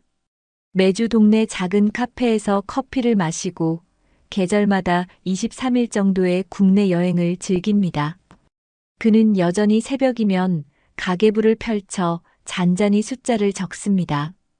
돈을 벌 땐 몰랐는데 지키는 게 더 어렵더라. 하지만 준비하면 이렇게 편안할 수 있구나. 김 씨가 가장 자주 꺼내는 물건은 낡은 가죽 통장 지갑입니다. 그 안에는 그가 적어둔 한 문장이 지금도 선명히 남아 있습니다. 퇴직 후의 자유는 퇴직 전의 준비에서 시작된다. 그 문장을 볼 때마다 그는 스스로를 다독입니다. 우린 잘 해냈어. 그리고 앞으로도 잘할 거야. 이 이야기는 박진수 씨의 사례와 완전히 대조적입니다. 두 사람 모두 같은 세대, 비슷한 퇴직금을 받았지만 한 사람은 준비 없이 도전했고 다른 한 사람은 계획으로 안전망을 만들었습니다. 김 씨의 이야기는 우리에게 말해줍니다. 노후의 행복은 돈의 크기보다 계획의 깊이에 달려 있다.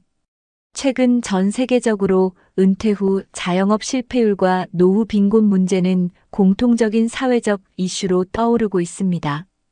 경제협력개발기구 OECD의 2024년 보고서에 따르면 60세 이상 은퇴자가 퇴직 후 소규모 창업을 선택하는 비율은 평균 32%이며 그중 3년 이내 폐업하는 비율은 무려 55%에 달합니다.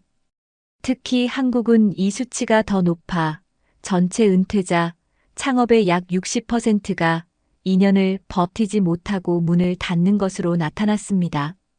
미국 노동통계국 BLS의 자료 역시 유사한 결과를 보여줍니다. 2023년 기준 55세 이상 창업자의 48%가 초기 자본의 절반 이상을 24개월 안에 잃었고 재정 회복 없이 재취업 시장으로 돌아가야 했습니다. 이런 수치는 박진수 씨의 사례가 결코 예외적인 이야기가 아니라는 것을 보여줍니다. 특히 음식점과 소규모 외식업은 은퇴자, 창업 업종 중 가장 높은 폐업률을 기록하는 분야입니다. 미국 스탠포드 연구소에서 발표한 보고서에 따르면 60대 이상 창업자의 음식점 업종 평균 생존 기간은 18개월에 불과하며 초기 투자금의 평균 손실률은 63%를 넘습니다. 이 보고서는 노후 창업 실패가 단순히 개인의 경영 능력 부족 때문이 아니라 구조적인 문제에서 비롯된다고 지적합니다. 첫째, 은퇴자는 현역 시절에 비해 체력과 회복력이 떨어져 장시간 노동을 지속하기 어렵고, 둘째, 급변하는 시장 환경과 온라인 플랫폼 기반의 경쟁에 적응하는 데 한계가 있기 때문입니다. 실제로 한국노동연구원이 2025년 발표한 자료에서도 은퇴 후 창업에 실패한 사람들 중 67%가 체력적 한계를 가장 큰 이유로 꼽았고 61%는 예상치 못한 고정비 상승을 실패 원인으로 들었습니다. 여기에 더해 은퇴 후 창업 실패가 가족 관계에 미치는 영향은 매우 크다는 연구 결과도 있습니다. 영국 런던 경제연구소 LSE의 장기 추적 조사에 따르면 은퇴 후 자영업 실패를 경험한 가정의 70%에서 부부간 갈등이 심화되며 그중 30%는 장기적인 관계 손상을 겪는다고 보고되었습니다. 한국 역시 이 수치와 크게 다르지 않으며 한국보건사회연구원 조사에서 은퇴 후 창업 실패 가정의 64%가 가족 간 대화 단절을 경험했다고 답했습니다. 경제적 손실과 함께 찾아오는 정서적 불안정은 노후 삶의 질을 급격히 떨어뜨리는 주요 요인 중 하나로 꼽힙니다. 반대로 은퇴 5년에서 10년 전부터 단계적으로 자산 구조를 점검하고 생활비를 시뮬레이션한 사람들의 경우 은퇴 후 파산 위험이 70% 이상 감소한다는 통계도 있습니다. 캐나다 토론토 재무연구소의 2024년 보고서는 은퇴 전 10년 동안의 준비가 은퇴 후 20년의 삶을 결정한다고 명시하며 안정적인 현금 흐름을 만드는 4개의 소득 파이프라인 공적연금, 퇴직연금, 금융자산, 임대 소규모 수익의 중요성을 강조했습니다. 실제로 이 4가지 소득원을 평균적으로 보유한 가정은 그렇지 않은 가정에 비해 노후 파산율이 절반 이하로 줄어드는 것으로 나타났습니다. 이처럼 수많은 해외 통계와 국내 조사 결과는 하나의 메시지를 공통적으로 전달합니다. 은퇴 후 창업은 계획 없는 도전일 경우 퇴직금을 잃는 가장 빠른 길이 될 수 있으며 철저한 자산 점검과 현실적인 시뮬레이션 없이 시작하는 가계는 평균적으로 2년을 넘기지 못한다는 것입니다. 그리고 이 모든 데이터는 결국 박진수 씨의 낡은 명품 지갑에 담긴 이야기가 단순한 개인의 실패담이 아니라 지금 이 순간에도 수많은 60대가 맞닥뜨리고 있는 한국 사회의 냉혹한 현실임을 증명하고 있습니다. 그렇다면 이런 문제를 어떻게 막을 수 있을까요? 전문가들은 한 목소리로 말합니다. 은퇴 후의 안전은 미리 준비한 시스템과 지역사회의 도움에서 시작된다. 첫 번째 해결책은 은퇴 전 10년 동안 현실적인 자산 점검과 생활비 시뮬레이션을 꾸준히 하는 것입니다. 특히 노후의 지출은 단순한 소비가 아니라 생존과 직결되기 때문에 공적연금, 퇴직연금, 안정적인 금융자산, 소규모 수익원으로 구성된 최소 4개의 파이프라인을 만드는 것이 필수라고 조언합니다. 이를 지원하기 위해 대한민국 여러 지자체에서는 실제로 다양한 프로그램을 운영하고 있습니다. 서울시는 50캠퍼스를 통해 중장년층을 대상으로 은퇴 후 재무 설계, 소규모 창업 리스크 관리, 대체 소득 창출 교육을 무료로 제공합니다.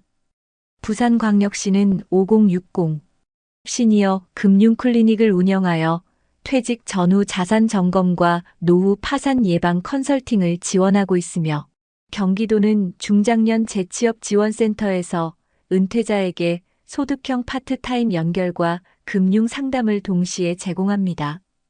이런 프로그램을 적극적으로 활용하면 퇴직금을 한 번의 잘못된 선택으로 잃는 위험을 크게 줄일 수 있습니다. 두 번째는 노후의 생활비를 줄이는 동시에 지역사회와 연결되는 방법입니다. 전라북도와 강원도 일부 시군에서는 고령층이 자신의 집 일부를 공유 공간으로 개조하고 지역 지원금과 함께 임대 수익을 얻는 시니어 셰어하우스 프로젝트를 진행 중입니다. 이는 단순히 수익 창출을 넘어 고립을 막고 생활비 부담을 낮추는 효과를 주고 있습니다. 세 번째는 해외의 성공적인 정책에서 해법을 찾는 것입니다. 일본은 빠르게 고령화된 사회에서 은퇴 후 자영업 실패를 줄이기 위해 라이프 시프트 금융 상담소를 전국에 설치해 퇴직 5년 전부터 의무적으로 재무 점검을 받도록 했고, 이 과정을 거친 가정은 노후 파산율이 40% 가까이 줄었다는 결과가 나왔습니다. 독일은 은퇴자 소규모 창업의 위험성을 낮추기 위해 일정 나이 이상의 창업자에게 초기 자본의 일부를 정부 보증으로 대체하고 사업 실패 시 일정 비율을 사회 안전망으로 보전해주는 시니어 세이프티 펀드를 운영합니다. 이 제도 덕분에 60대 이상 창업자의 3년 생존율이 유럽 평균보다 12% 이상 높게 유지되고 있습니다. 이런 해외 사례는 한국에서도 충분히 적용 가능한 모델로 평가됩니다. 마지막으로 전문가들은 강조합니다. 은퇴 후에 가장 큰 자산은 돈이 아니라 연결된 관계와 시스템이다. 돈을 벌던 시기에는 느끼지 못하지만 은퇴 후에는 지역복지관, 지자체 프로그램, 금융상담 네트워크와의 연결이 곧 생존의 안전망이 됩니다. 지금 이 영상을 보고 있는 여러분이 만약 50대라면 퇴직까지 남은 시간을 절망이 아닌 준비의 시간으로 바꾸어야 합니다. 작은 변화가 큰 차이를 만듭니다. 서울의 무료 재무상담 프로그램에 한번 등록하는 것, 지역 복지관의 노후 설계 강좌를 듣는 것, 그리고 부부가 함께 매달 생활비를 점검하는 것. 이런 사소한 행동들이 결국 여러분의 남은 30년을 지켜주는 방패가 될 것입니다. 일본과 독일이 그랬듯 우리 역시 노후의 위기를 개인의 고통이 아닌 사회 전체의 안전망으로 막아야 합니다. 지금의 준비가 여러분의 가족, 그리고 대한민국의 미래를 바꿀 수 있습니다. 지금 당장 내 자산을 점검하고 지역사회의 도움을 연결하는 것, 그것이야말로 평생 후회 없는 선택이 될 것입니다. 낡은 지갑 속엔 잊혀진 시간과 지켜야 할 내일이 함께 숨쉬고 있네. 흐릿한 사진 한 장이 말한다. 사랑하는 사람들을 위해 오늘을 준비하라. 여러분, 오늘 우리가 함께 본 두 사람의 이야기를 떠올려 보세요. 한 사람은 준비 없이 뛰어들어 평생의 퇴직금을 잃고 가족의 웃음을 잃었습니다. 낡은 명품 지갑 속에서 남은 건 후회와 빚의 그림자뿐이었죠.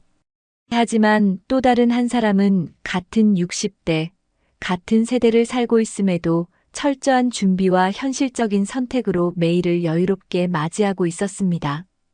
그 사람의 낡은 지갑 속엔 숫자가 아니라 지켜낸 가족의 미소와 평온한 노후가 담겨 있었습니다.